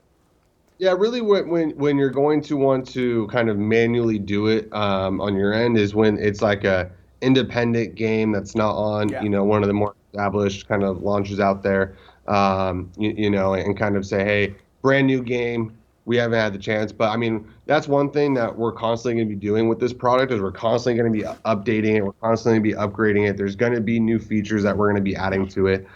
This is not a done product where this is it. We do have a robust roadmap that we're working towards and we're currently working on. And so as games become more popular, you know, and we see, because, you know, we see more people using it, and even just some, you know, qualitative feedback from users saying, hey, we're playing this game. It's not automatically, can you do it, right? You know, that's an easy adjustment on our end. Yeah, I also saw an option to, I don't know how it was called in English, but to let's say, avoid notifications. Yeah, so one thing that we definitely did was, you know, we call it notification kind of optimization, where, you know, that's one thing that was specifically important for the gaming product, which is not something that's on our other products, where the last thing I want to do is when I'm in a shootout, when I'm playing Call of Duty or I'm playing, you know, any kind of, you know, FPS game, the last thing I want is a pop-up to happen at the wrong time. Like that would just be just god awful. And so really what we did was with it's our here. Yep. get it? Yes. Yeah. So really what we did with the notifications is the only time one pops up is when you're being actively attacked. You know, when you're having like an S1 issue, I mean, that's when a pop-up will happen. You know, the rest of it will just be in the background. It won't pop up on your screen. Yeah, that's what was one of the things which I really liked, because before you joined, I was explaining like I'm old, and you know, in the back in the days, antivirus, you know, it's like pop, a scan, and quite annoying. And to my surprise, it's gone. It's like well, you user can friendly, indeed, you know, you can disable that, and it's hopefully protecting me. Yeah, but without bothering you. When I have notification optimization, it means when somebody's hacking me, I still get a notification, right? Or is it completely gone? No, I mean, look, when someone's hacking you, like when there's an active kind of threat, attack happening, we got to notify you, especially, good. You know, especially with you know, why gamers are even being targeted. You know, the original question. You know, we talked about identities and we talked about accounts, but also your hardware. You know, people are buying 3080s, 3070s, 2070s. You know, people are buying. They're not a lot of the time playing their games. You're now touching a hot topic because they want to buy them. You maybe, you know. Well, they're buying these more expensive rigs, and what we're seeing is, you know, malware where they want to use your rig to do crypto mining. You know, and so that is, you know, one that's specifically targeted for gamers. And so when that happens, we you know, I think it's important that we let you know. Absolutely. Another question also by Mector on Twitch. He's asking, now you mentioned it dedicates one core to background processes and the rest to the game. Would we have to disable this for streaming so OBS doesn't get stuck with only one core to operate on? It's a very technical question. Oh, that's a good one. I don't know the exact answer. My guess would be if you're using OBS and you're streaming from if you're not doing a 2 PC setup for streaming, my guess is you would most likely have to disable Game Optimizer if you wanted more than one core for OBS. Yeah, so that could be a potential issue. But I guess again, it also really depends on your system, on your setup. Absolutely. If you have an 8-core 16-thread, you're probably less likely to notice or to have any issues than, for example, if you have a 4-core 4 threads. Well, I mean, you know, you guys are the hardware guys. I mean, you know, if you're running the top of the line, you know, 4,000 USD type of, you know, computer, you're going to be just fine. You know, running both of those things. It really depends on your specific hardware. Then, of course, I see here device security. I think this is just a normal scan. Let's hope we don't find any viruses. You got a USB stick inserted, right? Yeah, I already had it in. You know, in the past, like a long time ago, it was like there was still a virus on the USB stick. You put it in, and that's how the virus got transferred. And then, those antivirus software became popular, and you put it in like block, like, oh, I didn't know. So sometimes I find an alt key, and then it's like, Okay, so this is the normal virus scan, and I assume this is doing the virus scan scheduled, right? Yep. Okay, so I don't have to do that, so I'm going to do stop now. It will finish. Live update. I think this is the same like all live updates. So yeah, okay. Directly finds new antivirus definitions. Yeah, it's just making sure everything is updated, I guess, and has the latest definitions and stuff, which you should always do. Absolutely. Yeah, we're updating right now. It seems our connection is a bit slow. Brian Perry was asking, what's the latency with that VPN on? I mean, it depends on a lot of things, Brian. Well, let's it maybe depends talk on about VPN, where you're because located, that's also something where your closest VPN connection, the server where you're connecting to is located, and the speed of both of you and the VPN as well. And then also, if you're connecting to a game through a VPN, then you have to add that into the equation as well, because then that becomes a factor. So, yeah, no one answer to that one. It really depends on on a lot of things for you. Couldn't say it better than myself. But in most Western countries, in most Western countries, let's say Western Europe and America, I don't really know for Latin America or like Australia or Asia, because there you have you have a bit more distance sometimes with the ocean, and so the signal, you have more latency anyway usually. But it depends. I think in most Western countries it should be fine with VPN on in terms of latency as well. Okay. Meanwhile, I updated the product. But yeah, VPN. I don't know if game. I mean, that's a good question actually. Is it useful to play games over VPN, or is it mostly useful for general usage, as in checking your email, browsing the web, and that kind of stuff? So it's I think one is it's always good for general usage, especially when you're accessing like your banking account, things like that. These highly sensitive accounts that you have. But really, kind of why it's there and kind of what we're really kind of protecting against is like DDoS attacks, doxing, and even swatting. So even if you're a streamer, I hate these videos, but you see people getting swatted where people are coming in and it's really scary stuff. And so the VPN will definitely help there. And even on the DDoSing one, I personally haven't had this happen to me, but I know that talking to Lord Blight, one of because he's a guy on Twitch, one of his viewers and guys he plays with, one of the younger kids, with one of he's friends with one of his sons. He was actually in a match, and I forget whether it was Destiny or something else, but he wasn't experiencing lag or that. He was totally fine all day. He got into one match, and this match ended up being extremely close. Where it was like coming down to the wire on who's going to win. And then all of a sudden he started experiencing a DDoS attack, and, his whole team did. And apparently, I want to say it's a team of 5, almost everybody had to get kicked out of the game, but he quickly turned on, the VPN, stopped it. He went right back to normal, and was able to win the game. And so it's really, you're not going to need it, realistically while you're playing a game every single, minute, every single second while you're playing. But there's definitely going to be times where it's useful. It's definitely going to be useful if you're a streamer and you're kind of in the public space a lot of the time. And then, like we talked about earlier, just when you're, generally searching the web and accessing your banking account and other kind of sensitive information, it's always good to use. Yeah. So if I go to secure VPN, security. Let's say settings. So there are different options here. I'm not a VPN guy, so it doesn't say anything to me. You can auto connect, which I guess means just whenever you when the computer starts, boot your PC, indeed, you can just automatically make sure it connects and it's on. Kill switch, obviously, just stop all data. Yeah, ad block tracking, always useful. Yeah. A split tunnel. Select the apps. Okay, so certain apps you can use over VPN, and the rest will go over your normal connection. That's interesting. Yeah. Okay. And then you just say turn on VPN, and it's selecting automatically a region. Yeah. I see here behind me, and it's a notification in the right bottom corner. We don't see it that. says secure VPN is established, a safe network. Too fast. Anyway, connection secured. And here it also says. Yeah. So now, oh, hey, Ben. Good morning. I'm also in the US. Yeah. United States of America. It's strange that it automatically puts it in the US, because you wouldn't expect that to be the first pick. And here I can also select it manually, right? Yeah. Okay, so all countries here, Holland? Pretty much, yeah.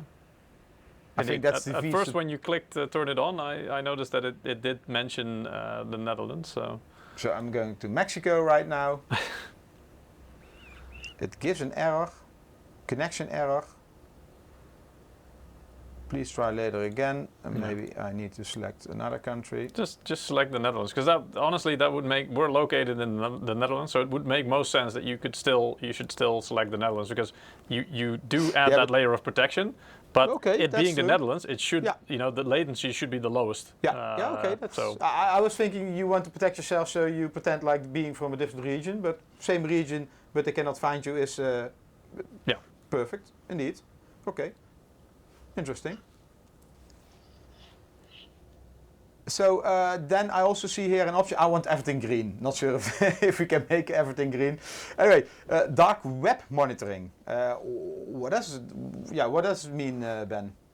So that's really important. I mean, we talked about it earlier, where gaming is an identity. You use this identity not just for one game, not just for one account that you have. You use it for multiple ones, and it's constantly following you as you traverse the web. And what I'm seeing also is that people who have, their gaming account, they're also using it for gaming things. You can have the same username for Steam as you do for your ESPN Plus account, for your Disney Plus account, Hulu, and so on and so forth. And so really what dark web monitoring for gamer tag specifically is doing is saying, is there a breach of your identity associated with your, we also look for your email, with your gamer tag, anything that you can provide us, so you can actually go into the product even after initial sign up and add some more things for us to monitor on your behalf.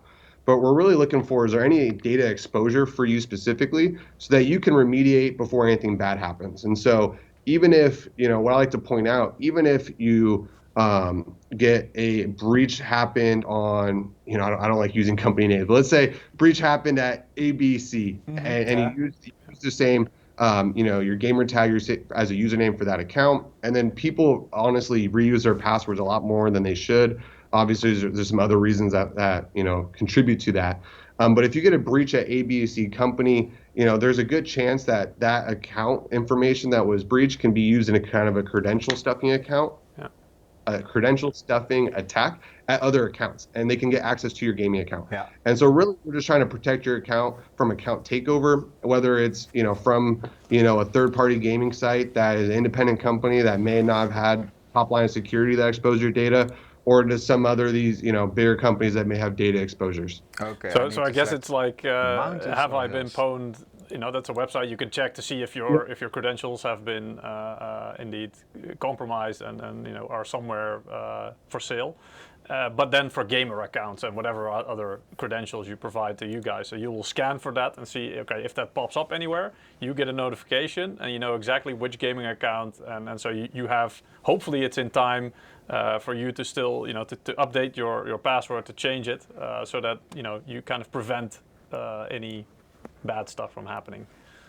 Yeah, and these bad actors know that human behavior is going to reuse these passwords, right? And so they're going to get all these millions of records out there. They're going to create kind of a master file, and then what they're going to do is they're going to go to these various sites that they think that has value to their accounts, like a Steam account. They're going to do credential stuffing where they're just running through all these different email password combos to hopefully get a 1% hit, 2% hit, and so they can further monetize that data and potentially resell whatever on that account. Exactly. People, I'm sure you guys are the same way, but on my Steam account, I have games that I've had for years. There's so many games on there that's definitely valuable to others. Most not played, but not just the games. I mean, you mentioned earlier as well. I think for many people these days, it's the in-game items that you have in there, be it skins or whatever, that might be even more well, at least worth more. It might not have the most sentimental value, but in terms of monetization and financial value, that's probably going to be more for a lot of people. If you play those kinds of games which have skins, it's probably going to outweigh the value of any games you have. Yeah, I remember seeing. I want to say it was so back, like I want to say years ago when Fortnite Battle Royale first started. I think it was like the Red Raider or something like that my buddy had, and I remember it was like a $10-15 skin. And he showed me online. He goes, "Look how much people are willing to pay, for my account." And it was like $300, $200. And I was like, first, like that's insane. How many skins can you get for that amount? But this is also, a lot of people are not aware of what the value of their account is, and when they lose it, it's too late. Then they know, then they're missing it, and for most it's not the value of money, but it's I built this. This is my character. This is my stuff. It's the investment that you have into the account in terms of time and emotionally maybe. Yeah. So. It's like a personal. It's you as a person. It's your digital life. Absolutely. People can be devastated even just losing the name of their account. Let alone what they bought. They're like, oh, that's my name. I always have that name. Why can't I have it anymore? Yeah. Don't confuse me with somebody else. So this is dark web monitoring. So if you are in your software, in your application, you click on View Alerts. You go to your website, and there you can add all your personal information. And I assume this gets encrypted and stored on your server, right? I think they have it on a big website, so everybody can access it. You can choose another name. Now this gets stored, and this is the information you're matching against databases on the dark web.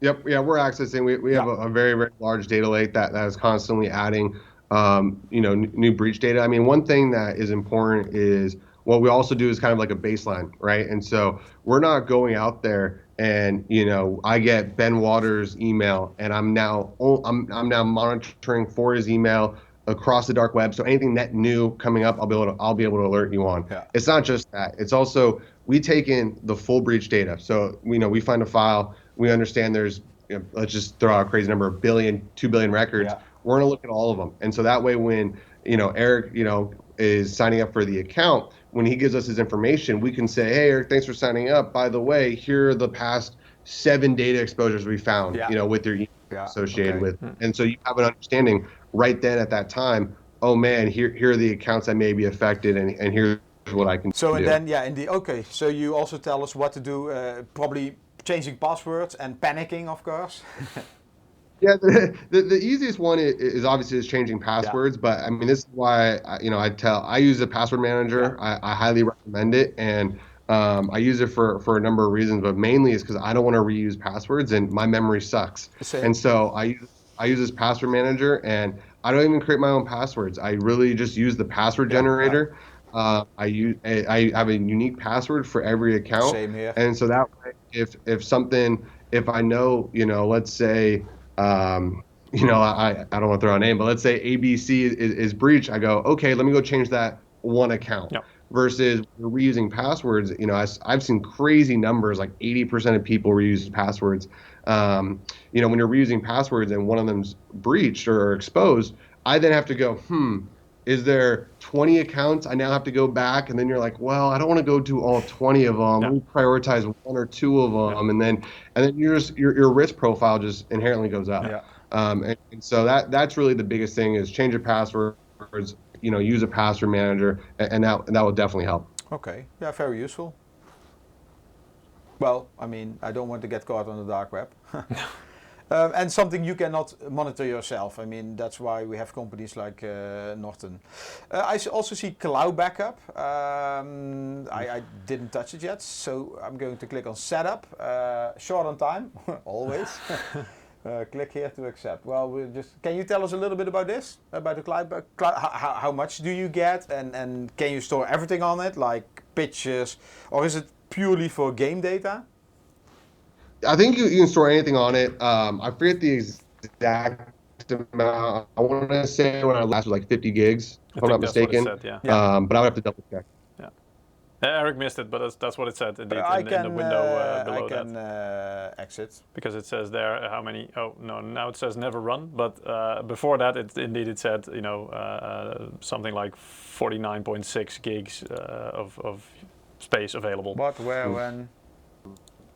No, it said that. You know what's funny? Before. I just noticed, Peter and Eric, you guys have the little arrow there that says you guys are 5 meters apart. Yes. Yeah. That's just pretty cool. So, well, actually, we've done that from the start. Like maybe even more. He's around the corner, so I cannot see Peter, but it's social distancing. Yeah. And we're doing this already since like actually the 2020 March, I think, right? That's when it pretty much started, really? when it got serious here in the Netherlands. Because normally we're 2 persons behind 1 desk. Yeah, we sit next to each other. That's how we always did it. Yeah. And it's actually this sucks because I mean the colors of Peter are different normally. Yeah. Anyway, I'm not going to say about Norton, but anyway, the different cameras, so different light, and it's a nightmare. Yeah. Anyway, this is live now, and. But we did want to say, from the beginning that we do take this seriously, and we're at least doing our part to try and obviously not get sick. But okay, anyway. so you can also run automatic backups. So it's not only cloud storage, but I see you can also run backups. So I see here so it's making an automatically list, and you can select like I want to backup certain your files. Typical, exactly. Yep. Or I think that was like one of your, those were the last recently accessed files that you just saw. So here you can select, do you want to back up all the pictures, music, financial files, not the videos. So these are the standard settings, and of course you can adjust this. So you can select, you can also make backups on your local. So it also has a backup function. Okay, interesting. Yeah. So you can do it in a secure cloud indeed, which is then available Can I through access this cloud remotely? Do you know this? Oh, that's a question for me. I actually do not know. Okay, yeah. No. Yeah, I already said don't guess, ask too many technical questions. No problem, but I guess, like for example, if you have your phone and then you also install the Norton application on your phone, then I guess you would have access through that. Yeah. So one option I also see here, so you can select what you want to back up. It's either entire drives or certain type of files. Where you want to back up it, on a different drive or in the secure cloud, which is of course recommended. And then you can also make a schedule, like I want each Monday morning at 6 a.m. in the morning. I want to run this when my PC is idle, and then save settings, which I'm now going to do. I'm not sure if it's going to run right now. Oh, that's it. Okay, clear. By the way, Repo Man is saying, I've reused passwords before, but those passwords were 30 characters long with uppercase, lowercase, numbers, and symbols. I mean, yeah, that would make it harder to guess in a brute force attack, if people are trying to really figure out and with individually your words or your password, then yeah, that's harder. But once it leaks out, and it's kind of like Ben mentioned, companies unfortunately get breached all the time, and there it's not about how hard your password is. Once that database is breached, it will be out in the open, and so it doesn't really, at that point it doesn't matter how how complicated your password is, it's probably leaked out. So that's why it's a good idea to make sure that for every account you have a unique password that can be as difficult or as easy as you want. And it's easy to assume that all those companies take well care of your data, meaning they have an encrypted, salted database, and they cannot, without brute force, guess your password. But actually a lot of stored still in plain text, and maybe before the transition to encrypted passwords on the server. So and what those criminals then are doing, they just use this password with your email address, and they run it against all the websites, hoping they have a hit with your account login, and then they can sell all automated.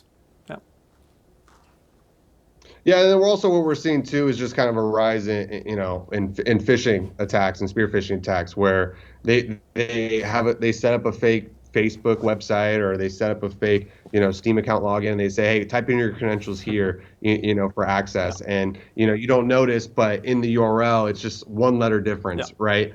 A lot of stuff like that's happening, to where they're going to try and get the data directly from you. And so they know it's 100% accurate, right? You know, when you're going through data exposures and breach data, you know, they understand that, hey, you know, there's going to be some good data here that they can use, some actual live data.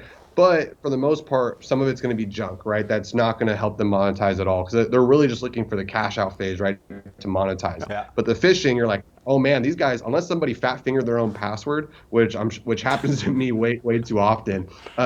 You know, unless someone fat fingers their own password, you're like, this data is authentic. Let me go take over their account ASAP. Yeah. And so we're seeing a ton of that happening. Yeah. Ben looks like he wants to play some games. Inferno is saying, no more questions, please. Hey, I'm always looking to play some games, man. I'm you know, I try to start early so I can get in, get my work done, work out, and then go to, literally I go from the desk at work, I go to the gym, then I go to the desk at home. And I start gaming right away. X-Dry, Peter? What, sorry? The last X-Dry, make a good Dragon Center. X and Dry. Well, yeah. Good point. Soon we have a live stream about it, because we are working hard on improving it, and it's actually called Msi Center. You can already try it. Yeah, indeed. So Dragon Center is the application that we had. It was the first attempt, or let's say first version, where we tried to include a lot of different software that we had in the past into one framework, in one application, which is already a very big project and really, you know, very difficult to do. It wasn't perfect, but it was a very nice move already. And now we pretty much have the second version, which is going to be MSI Center indeed. And it's already, if you have one of the latest products from MSI, MSI Center is the software that you'll have on there. But indeed, we're going to do a live stream in a couple of weeks' time, I think, where we're going to talk all about that, and then also show you guys what is improved. I would say 1.5 months, middle of September. Yeah, maybe indeed. Anyway, but yeah, so if you are really interested about that and Dragon Center or MSI software or MSI Center, then make sure you join that live stream really as well. good improvements. Yes, making really good steps indeed. Yeah. I also see a password manager. Is this the same like what I'm using on my phone? I don't know what I'm using, but you know, you have the famous password managers. Yeah, if you're using the Norton password manager, if it's on your iOS device or Android device, it'll be the same one. You know, that you see here. We also offer it as an. Yeah. So this. So it works on Google Chrome. Okay, so yeah, you have add-ons for your browser, so actually it's the same. And I see you can generate passwords. Oh, yeah, that's like what I call a good password. There you go. 64. Actually, most websites don't accept longer than 20 or 18 or something, but yeah, okay, cool. Well, either that, but I mean, if you have to answer or put in a password as random as that with 64 characters, it's going to take you a while.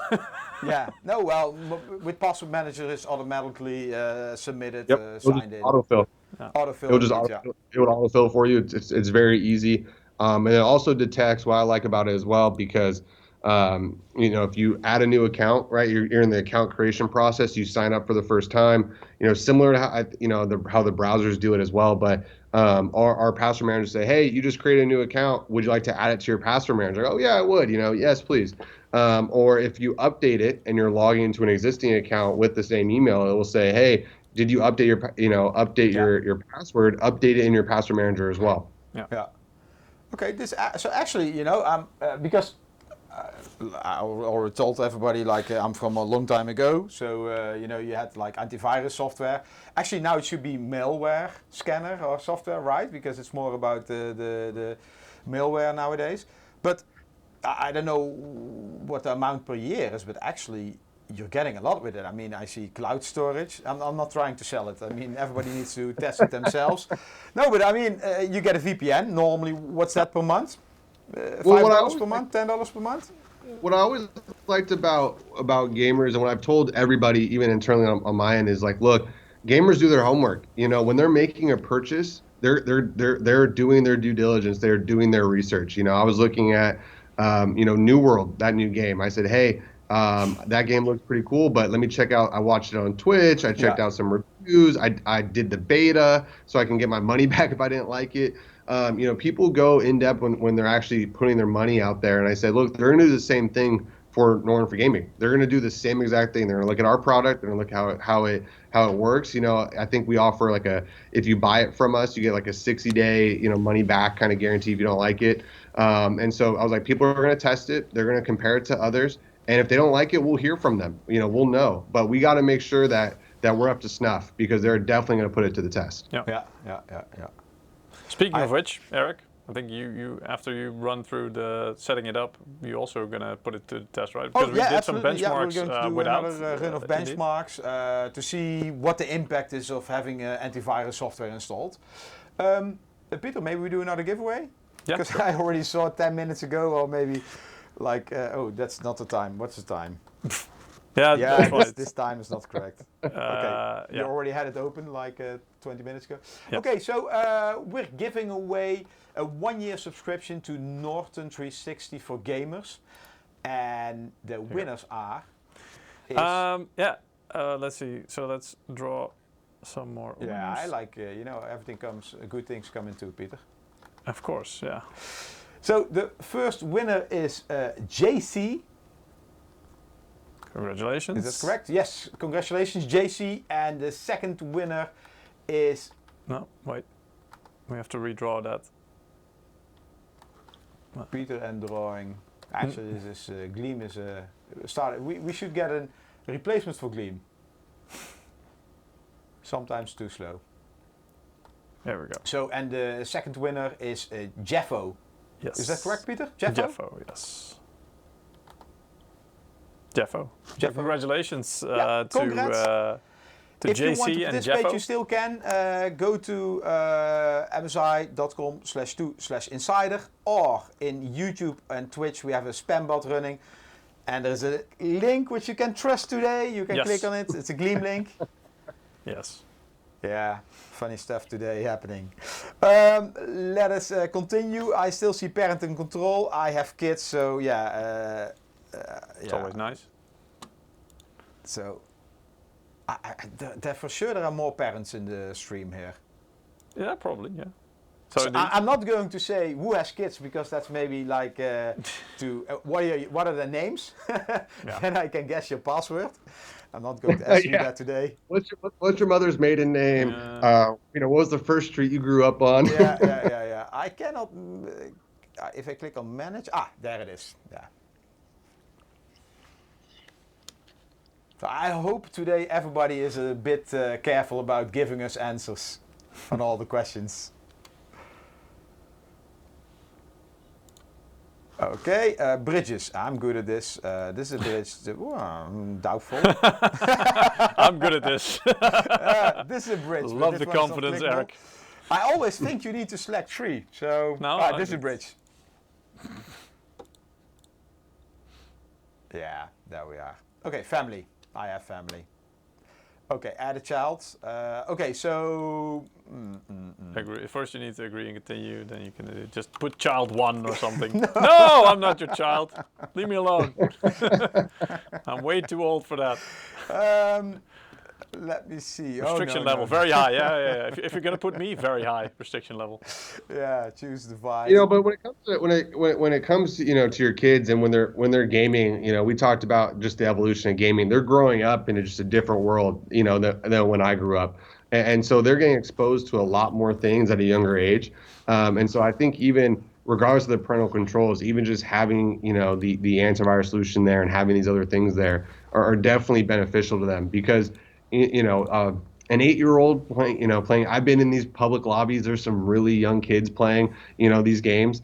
When they're playing, they don't really know what to look out for. They don't know the signs saying, hey, you got to check the URL. You got to make sure it's a reputable website. You got to check these. They don't know that yet. And so this is just kind of insurance as they're kind of growing up, just to help keep them safe. You don't want them to be exposed to something, as well as keeping your machine safe. You don't want your machine to all of a sudden have 30 viruses on there because they didn't know that they were trying to download Candy Crush from a wrong website, or I think Club Penguin, even though I don't know if that's even around anymore. And what does this do? I mean, you need to install an app on your telephone, and is it then like also blocking? How do you say that in proper English? Adult websites, or is it? There's a lot of different features under the family. Probably a little more than what we have time for. That's a whole other side of it. Yeah, I cannot. But you can pretty much customize. Peter, you need to install something on your phone, then we can continue. Yeah, exactly. Yeah. That's not dodgy at all, Eric. I'm going to trust you. Yeah. Here's a link. Please install this. Yeah. It's totally not safe. Promise. It's not going to screw you over at all. Oh, but yeah, I mean, can you monitor where your kid is? I'm asking for a friend. You mean like GPS tracking? Yeah, no. Well, you know my kids. You know, they on the bikes. They go to all the place where I live, and sometimes I'm like, okay, where are you? And I'm not. I don't know if it's allowed. I don't care. I mean, I just want to know where they are. And if I say you call daddy, you know, or let me know where they are, they don't care. You know, they get lost in time and play with their friends. They're too busy fishing, right? Yeah, indeed. Yeah, you know, yeah, indeed. Yeah, they were catching some fish indeed a few weeks ago. Yeah, okay. So that's a parental control. And Mr. Matadog saying Peter would just reinstall the whole system to get around it. Nah, I would just arrange a completely new device, man. I mean, why bother with reinstalling? It takes too long. Yeah. Yeah, I like this feature as well, indeed. We're going to do some benchmarks. Do you have anything else maybe I forgot to mention? Or I mean, I also see here there are some, if you go to performance, you can also scan your hard drive, right? Yep. I think I think really what I want to leave with here is just that, look, I think the game optimizer product for me personally is not, the end all be all. It's not the last kind of feature that we're going to have in this product. We're going to do more. There's things that we're pursuing even actively that I'm working on to add to this product offering. I personally, when I thought of game optimizer, I said, all right, you met the minimum bar. You meant just the threshold, which is you do not want to impact performance on these machines. And game optimizer allows that and provides additional benefit when there's other things going on in the background. I was like, all right, that's great. But that's not something that, I'm like, hey, we're done here. We cracked the code. Like that's not it whatsoever. And so I think that's just important for all users to understand is when we're going to be launching new features, you're going to get them. It's not going to be necessarily like an add-on where like, hey, we're going to charge you $5 more for this, $5 more for that. No, we're going to add it to the product offering. You're going to get them even if you're an active subscriber. And then also, like I said, dark web monitoring earlier for gamer tags. I think that was the first I've ever seen where someone said, hey, I want to look specifically for gamer tags. And I thought that was always something that people weren't very focused on. They were very focused on email and passwords. And that is really kind of your credentials out there for a lot of the time for a lot of people. But like we talked about, identity is really kind of, becoming your gaming identity. It's a whole separate being of you, on the internet. And so I think it's important not just to look at your business identity or your personal identity when it comes to your bank, but also where else are you interacting? Where else can you be exposed? Because that is just as important, if not more important to some people, if something were to happen on that side, just as if it were to happen, with their LinkedIn or with their banking. Yeah, Peter, maybe I see Peter is changing the number of giveaways in the system. Maybe leave one for me, Peter? No. No, Eric. I think you can afford one. Don't worry. Oh, okay. Yeah, that's probably also correct. Okay, let's do some benchmarks. Ben, I'm not sure because you were saying you had a meeting and don't know how much time you have. If you want, you can stay. I actually have to drop, unfortunately, but this has been a lot of fun. I really appreciate the time, with you too. This has been great to talk about, the product. And hey, you guys tested Norton for gamers. If you want to send me your highest end PC to test out for you guys, I'm more than happy to do that. I can imagine that. So, you know what I have? Tester. Yeah, you know what I have at home? A very old gaming PC, actually with a very fast GPU, but I stole one from Peter. What? I saw your GPUs. If you want to give me one, I would love the latest and greatest versions. Yeah. That's nowadays is really a topic, with with the hardware shortage and the amazing pricing. Actually, the pricing which is too high. Yeah. It's all coming down. the prices, but yeah, It started to come down a little bit, but it's going to take a bit more time for it to really get back to the shortage, the regular chip levels. shortage in the market will continue at least 1 more year. So we didn't see the end of this, unfortunately. No. Anyway, Well, and I heard there's an opening for you, Ben, because Eric is looking for a nice subscription to Norton 360. So there might be something for you there. 3090. all right, Eric. I'll send you a ping on Skype. Yeah, we'll talk. Peter, maybe I can swap your 3090, which I have at home, with Ben. Yeah. Oh, Sure. I would love that. Yeah. That's a fair trade. Indeed, All right. indeed. Hey, thanks for your time, Ben. Thank you, Ben. All right, appreciate it. Have a good one. Thank All right, you. have Bye-bye. a nice day. Bye-bye. All right, so... First do another giveaway, Peter? Yeah, sure, we can do that. And I think you're just going to do some back-to-back... Maybe you can go to main? Yeah, you're going to do some... you can take out the earbuds. Oh, yeah. Thank you. Yeah, so I think you're going to do back-to-back benchmarks now, right? Do some benchmarks indeed. Yeah. So, because we you are... maybe do the giveaway. Yes, exactly. Another 2? Yeah, 2. Okay, yeah. Let's do 2 more. All right, so yeah, you can still participate, guys. If you haven't won yet, don't worry. You still have a chance to win. Today we're giving away the 1-year subscriptions for Norton 360 for gamers. And yeah, you go to msi.com/2/insider, as it says there on the right side over Eric's head. Or you can click on the Gleam link that's being shared in the chat for at least on Twitch and YouTube. So we're streaming on multiple platforms. Make sure if you want to participate, you go to either Twitch or YouTube, and there it should be in the chat every 5 minutes. And yeah, you just have to participate, do a couple of actions. The more actions you perform, the better your chance of winning. If you're a regular viewer and you participate regularly in our giveaways, you have loyalty points or bonus points to claim as well. You can do this every single stream, so it's not like if you claim them now, then you lose them. You carry them with you every stream, even though you claim them every stream. And yeah, then we already have our next 2 winners, and they are called Catastrophic, with a pretty nice spelling, Catastrophic. Congratulations. And the other winner's nickname is Francisc546. Yeah, and I mean, don't worry if you happen to miss it or something, we will contact you. Can you switch back to the capture? Otherwise, Yes. I think I'm cheating. You are. No. Yeah.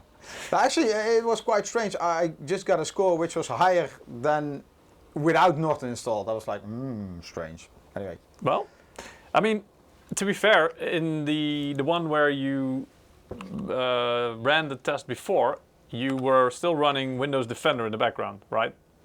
No. When Norton's installed, you don't have Defender. No, but before. So before you install Norton. True. Exactly. So when you install Norton, obviously it's not going to double up on the security. So it's going to maybe not not turn off all the Windows Defender things, but the things that it's already taken care of, obviously it will uncheck or basically turn off on Windows Defender. So yeah, you may see if, for example, Norton is able to do some of these processes in a more efficient way, yeah, then it should indeed positively impact your performance even compared to Windows. Ben also said that it's, let me see, the problem with these benchmarks, they're all over. There's always some variables. So I mean, you never, if you do anything with hardware testing and benchmarking, then you will know that even though you're using the same system, the same settings, still you will have some variables. Yeah. Always.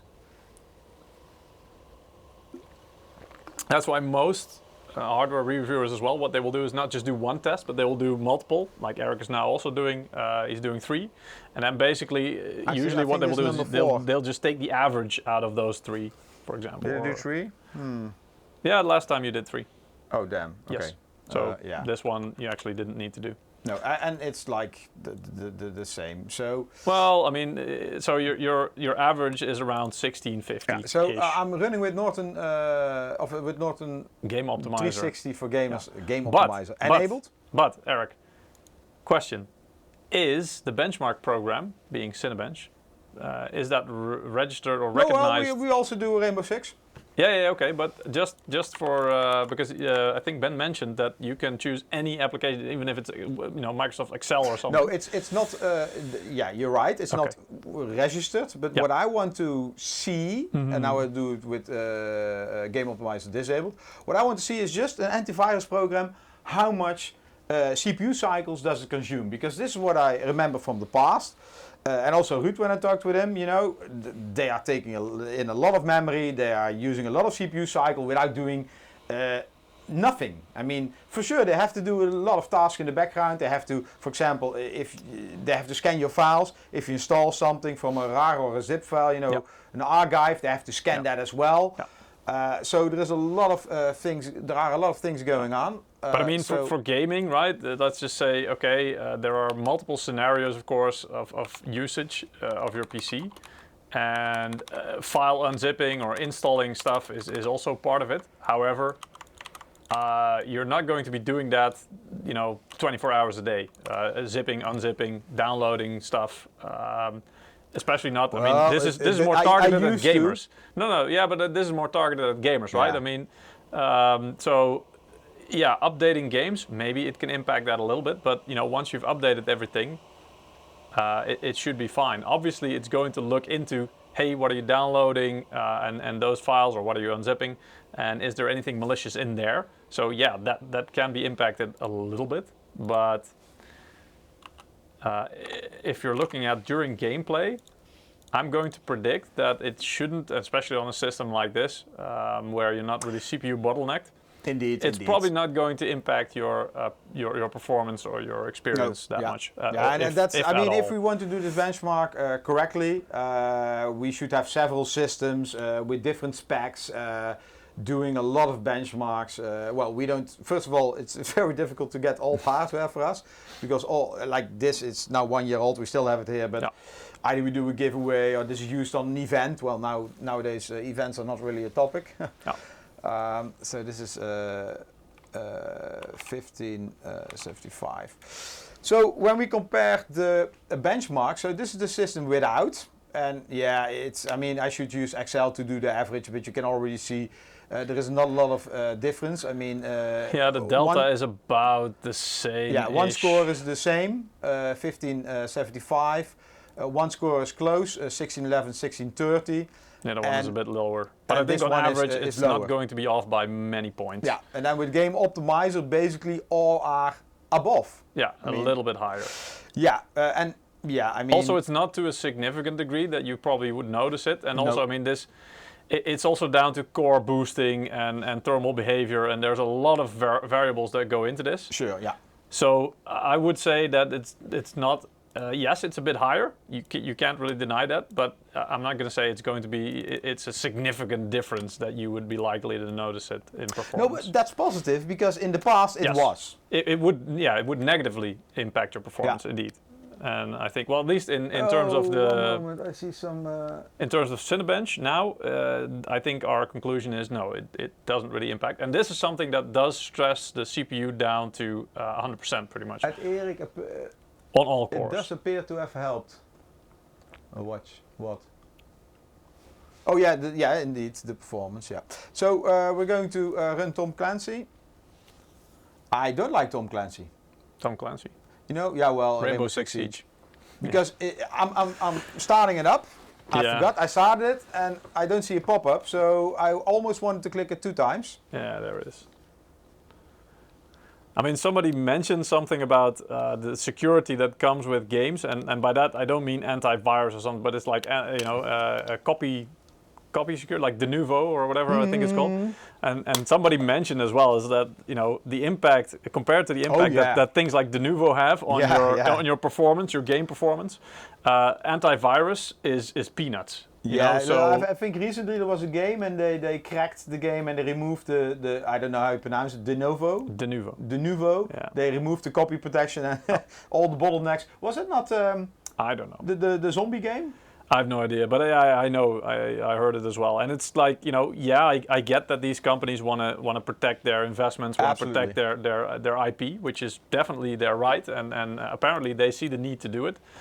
But yeah, it's very regrettable that it's done in sometimes it's done to an extent that it really impacts your performance, which obviously they're not targeting that, but yeah, they're willing to sacrifice your performance sometimes for their security. I mean, for their wallet. Yeah, for their wallet security, which, you know, well, in the end, I guess it's understandable, because if they don't get any money, then you're not getting any games either, because these companies, they can't exist without revenue. Again, let's talk a little bit about the settings. They're the same. So we have our 251 RX MAG monitor. Yeah. The CamLink Pro is our capture device, our capture card. So the monitor is DisplayPort and the capture is in the PC that HDMI, indeed. It's to where Peter is sitting. Yes. 1080p resolution, 60, so no same changes. Settings as before.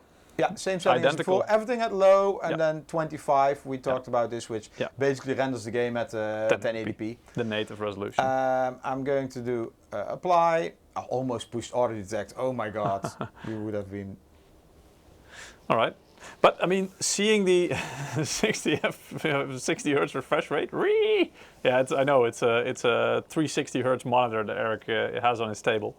But I mean, for the FPS are there, you just don't see them. Exactly. For the purposes of this benchmark, it doesn't matter, because it's not going to limit the FPS actually. No. So. But yeah, I mean, seeing how big the difference was in between runs before, you know, when you were running the test before without any antivirus running, I'm really curious to see how it will be now. Actually, I think we're running now without game optimization. Yeah, okay. So it's still Norton running in the background, but this would be game or should be the worst case situation. Yeah.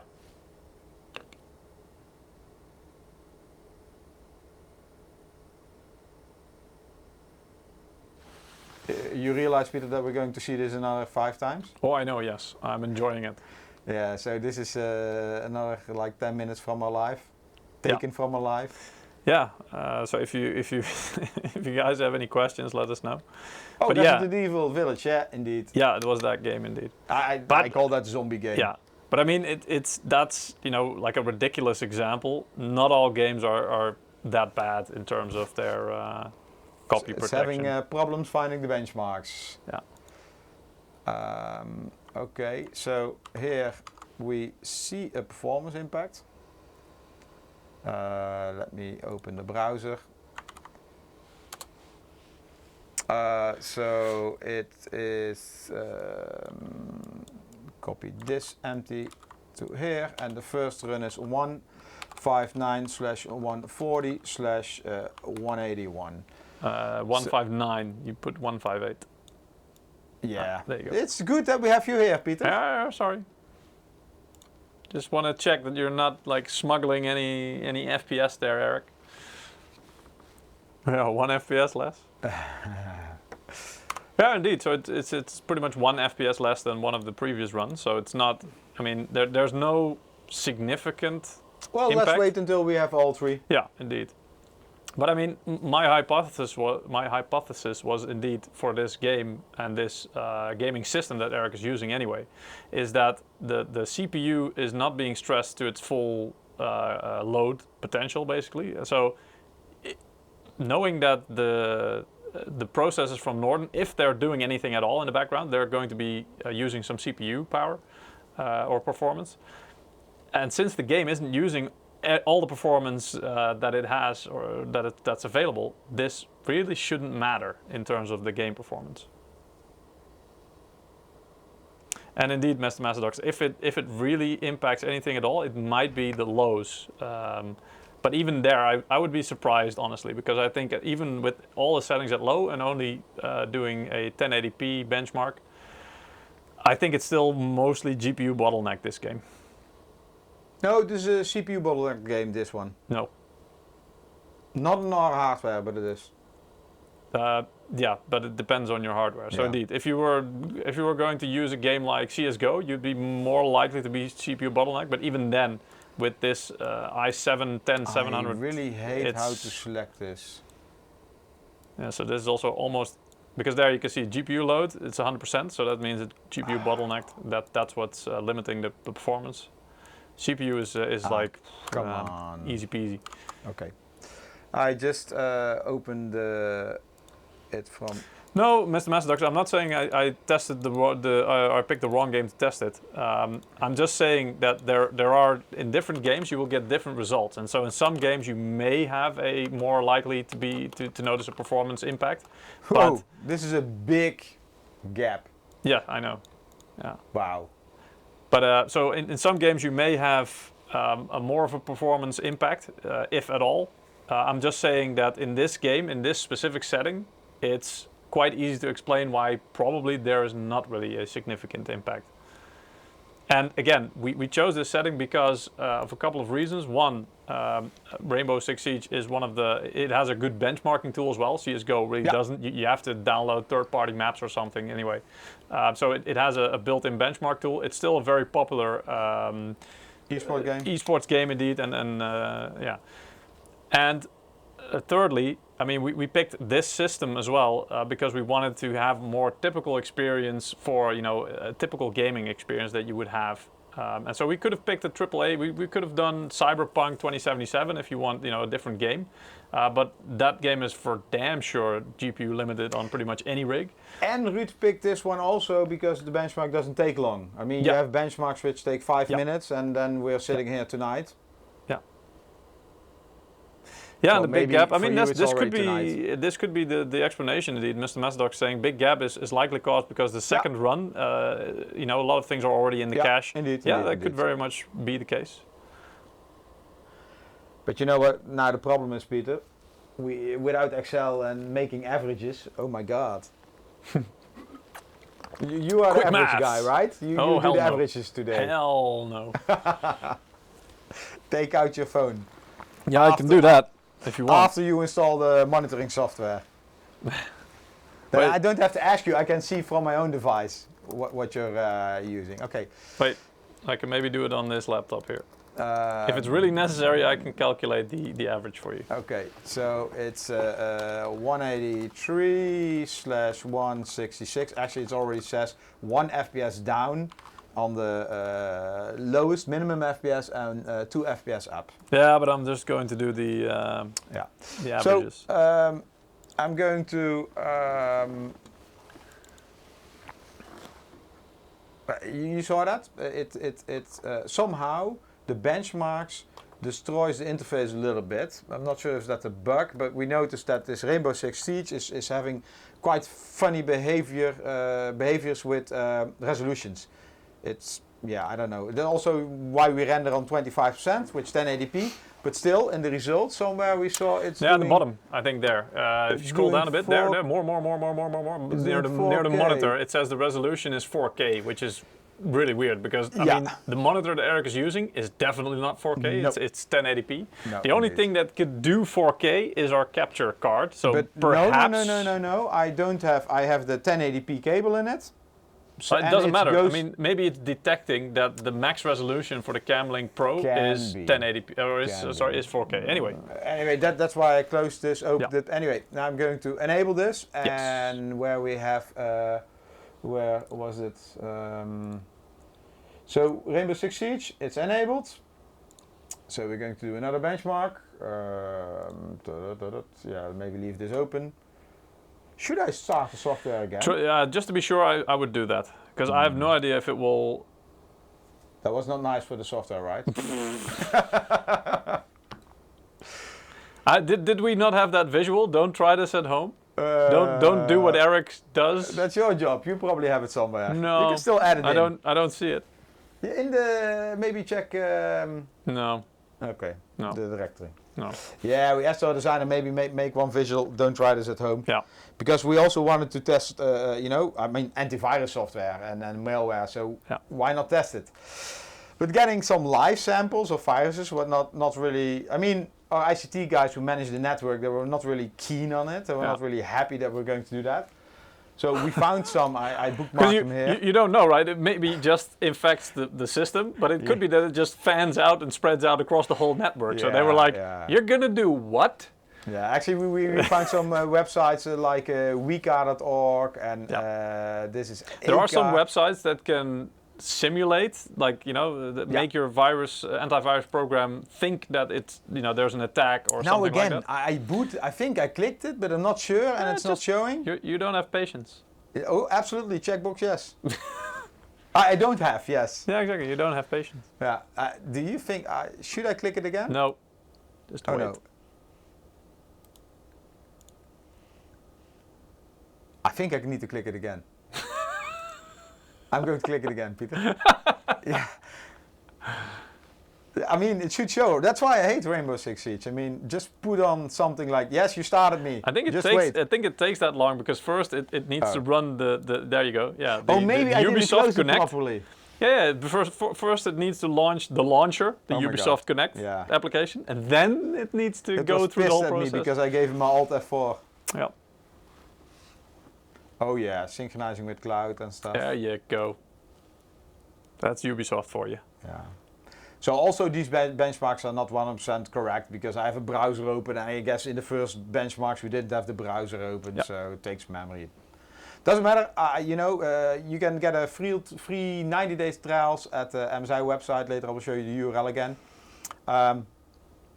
This is so strange, this program. No, actually, here is the. It takes a while. Oh, okay. We go to the game apparently. Now I'm going to close this tab because there is a YouTube movie and maybe it takes too much resources. That would not be honest. Shift F2, Alt F4, sounds the same. Okay, so not quite the same. Going to close this one.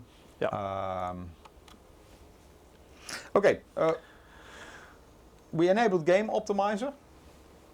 So this should give the best results. Going to check. Well, you say that, but I don't know if. I mean, it would be interesting to see indeed, because indeed, what Ben mentioned is that it doesn't. It's not as much, trying to limit the impact of the software of the antivirus on your system, but it also tries to optimize all the processes and the allocation of resources to favor the game application. Yeah. So Ruud already did some benchmarks on more applications. I will show you later, and he didn't notice a lot of the benefits. But that was also positive because he said, I also don't notice a lot about having the Norton there's installed. no performance impact. Yeah, indeed. So that's positive. But like Ben told us, it's about the things you do in the background. And, at home sometimes I'm playing with YouTube in the background, listening to some music during the gameplay. You have Discord or, some people are still using Teams. What, Teams? Yeah. Teams? TeamSpeak. I was going to say Teams? No, not Teams. TeamSpeak. You heard it here first, guys. Teams for gamers. Yeah. I think TeamSpeak is TeamSpeak, of course. Dying, it's still being used a lot, I think. But you also used to have what was it called? Mumble. Don't know that one. And there were a lot of those things. I even remember a really old program. It was called Roger Wilco. I used to use that one. Sounds like ICQ. No, I think it was prior to ICQ actually. Oh. So it was that old, but with my dial-up connection. Oh man. Okay. Anyway. So, going 184. All right, that's nice as a start. Latest one. So it's 184 slash. Oh. Yeah. 168. That's very good. Yeah. Slash 206. So good start. Good start. Yeah, it improved on all. It's about the same as the last run we had with Game Optimizer disabled. But let's do 3 more. 2 more. Oh, sorry, 2 more. Yeah, and see how it goes. Because I mean, even in the prior test we saw some variables, from benchmark and actually, to benchmark. this is also not honest because we're opening more tabs, which probably are using more.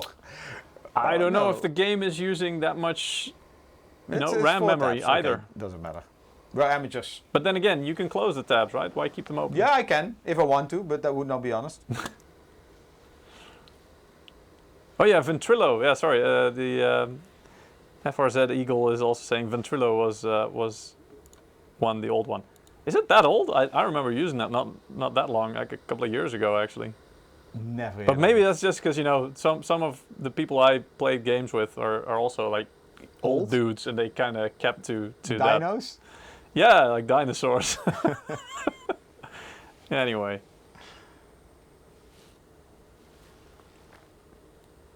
What about doing another giveaway? It would be the last one then. So you want to save it or you want to do it now? Show me. Currently we have 8 winners today. Yeah, we can do 2 more, right? Yeah, that's why I said. So if we're going to do 2 winners. We can do 1 now and then one when we say bye-bye. Okay. I mean, yeah. So guys, you can still win. We're going to do 2 more. I put my hands up so you see I'm not cheating. Whatever the end result will be. So I'm going to draw the winners. We're going to keep an eye on Eric. There we go. I'm going to switch back. Don't do that because I have to fill in the numbers. I don't trust him. All right. Oh, you really switched. What? Yeah. Come on. Okay, so this is unfortunate. This person. I want to do creative bookkeeping. This person doesn't have a nickname, so I can't call them out. 182, 168, and 204. Right, wait, also let me put that in the system here. So I'm gonna calculate the averages when Eric is done. 182. Blink 182. So what? 4, and if I open one, oh yeah, it adds 1. 182, 168, 204. Yeah. Okay, so we have our semi-last winner. So after this, 1 more, and his or her name is Misfit. So Misfit, congratulations! You also win a year-long subscription to Norton 360 for gamers, as shown in the stream today.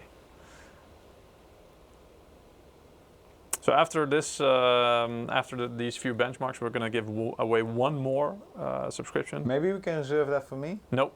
Okay, then I have to sacrifice your 3090. No, that's fine, Eric. That's fine. I've fine. locked them all away in my safe space closet somewhere. Yeah.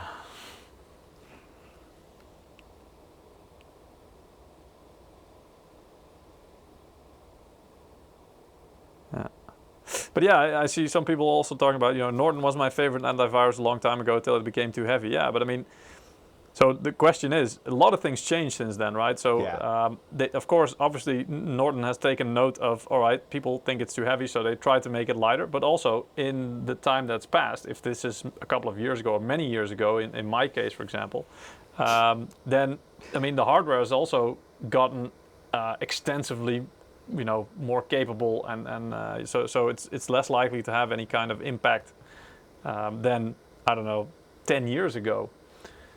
Because then, you know, your hardware was way more limited and the resources. So yeah, there was, if anything was using something in the background, you were much more likely to notice something about it. So all right, Eric. So that's the last one. Yeah. 182. It seems Janice missed the live stream, missed the message of the live stream. All right. Okay. Cool. So I don't know if caching factors into this, Eric, because I mean the first benchmarking run that you did with the game optimization disabled was noticeably lower. Yeah. Other than that, it just seems very consistent. Not compared to the one without. Yeah.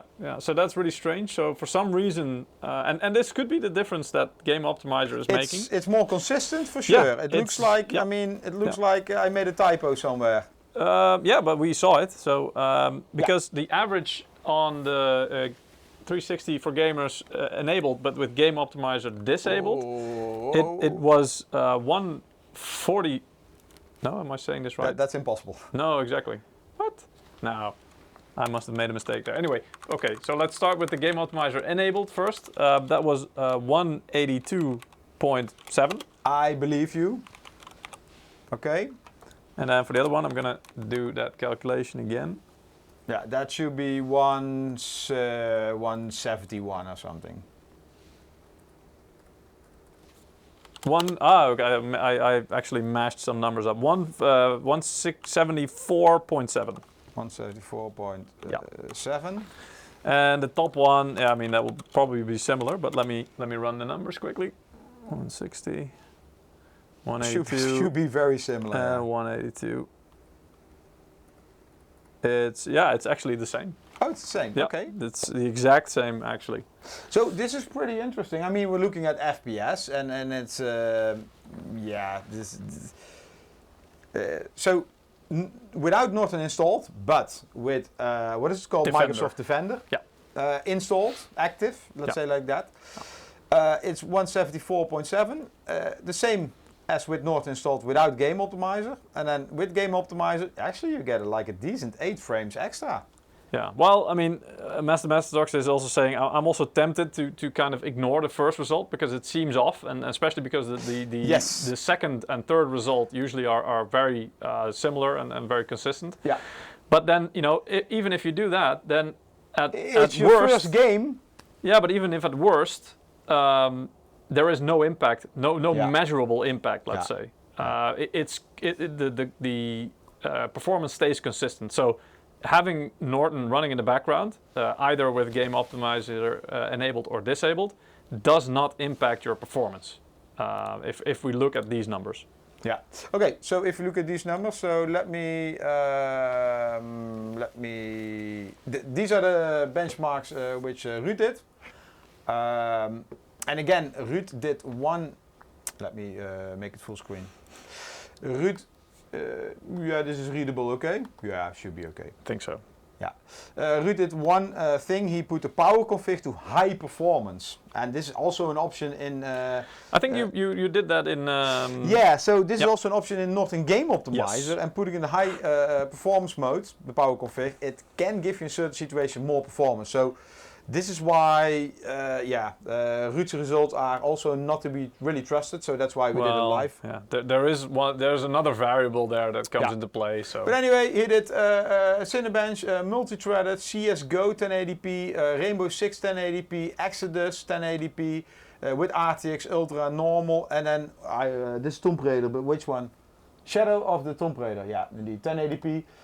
So you see with no Norton installed and with Norton Optimizer, it's 0.5% performance difference. Yeah. And without, it's 0.1 performance difference. So on average, yeah. Even if you take the best and the worst case scenarios, there's a difference of, at worst, 1.4%. 1.5. No, that's negative. So the negative difference at worst is 1.4%. Oh, you're right. Or 1.2. Yeah. And at best, it actually gives more than 2.5%. But honestly, I think this pretty much falls within margin of error. So I think even if you include those outliers, then you're still pretty much talking about no significant measurable impact. Either way. These benchmarks were performed on an AMD machine. The specs are below. They're actually, I'm blocking them. But me too. Oh no, not me. Anyway, so a different machine, not this one. There we go. Yeah. That's the full config if you this is really good. If you ask him to do benchmarks, you always get all the small details with it. Yeah. I think even the BIOS is listed, not? Yeah, BIOS 1.7. Yeah, exactly. I mean, obviously when Ruud does something like this, he's thorough about it because he knows how to do this properly. Yeah, indeed. Yeah, okay. So anyway, try it yourself. Yeah, I think that is. Yeah, you can maybe still show again where you can, because you're about to do that when we started the second. Through that benchmarking run. So yeah, you go to msi.com. Side down, infected by a virus. DDoS. Yeah. No, really, Peter. It takes a while. There you go. Okay. What's new? Showcase area, and there you have it. And then the instructions are at the bottom. Yeah, but you can just click the button there at the top as well, activate your account, blah, blah, blah. But you can just click the button at the top of the page as well, start your trial, and then it will take you through the process as well. To be honest, I don't know how, I mean, if this trial will, if you need to put in your credit card, I had a code and I didn't have to do. But, make sure if you don't like the software, to how do you say that? Cancel it on time. That you're not committed to anything. To be honest, I don't know. I didn't have to do that, but I didn't follow this procedure. I just got a key, which I need to register to my email address. Yeah. But yeah, just to be safe. Anyway, That's it, I think, Yeah. for this week. Exactly. Then next week, back to hardware, Peter.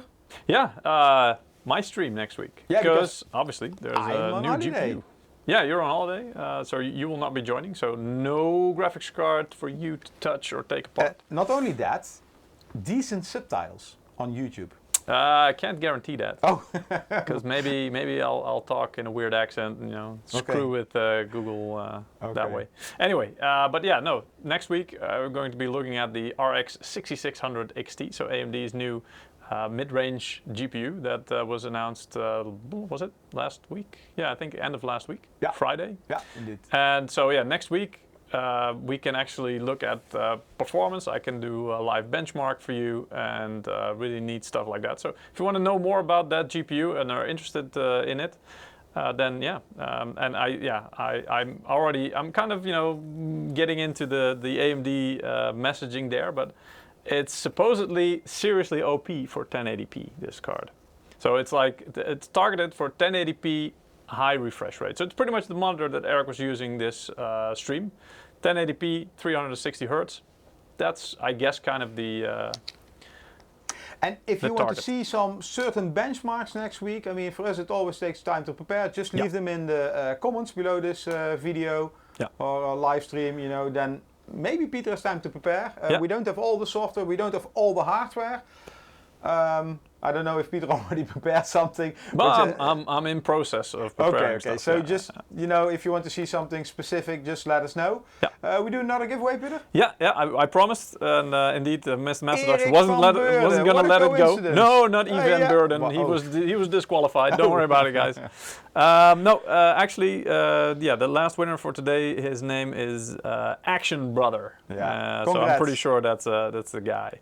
Anyway, enjoy congrats. your 1-year subscription. Yep. We're gonna get it out to you. We also saw some questions in the chat of people saying, I won, my name was called. How do I redeem my prize? Don't worry, we will contact you in the coming days, and we will make sure to get the code to you. Just keep an eye on your emails, I would say. Maybe it's possible your spam folder. Exactly, it ends up in your spam folder. So also keep an eye on that one. And we will not send you any attachments or links. Exactly. Yeah, just the code maybe and one link perhaps to some activate it instructions, or so. some Anyway. instructions on how to redeem if that applies, or any kind of limitations, like for example the expiration date. We're going to dive into that for you guys. If there is any, we'll let you know in the email. Anyway, thank you guys for joining. And Stay safe. Yeah, stay safe. Stay protected. Not just your PC, but also yourselves, obviously. And hope to see you guys next week. Thank you. Thank you. Bye-bye. Goodbye. Appreciate it.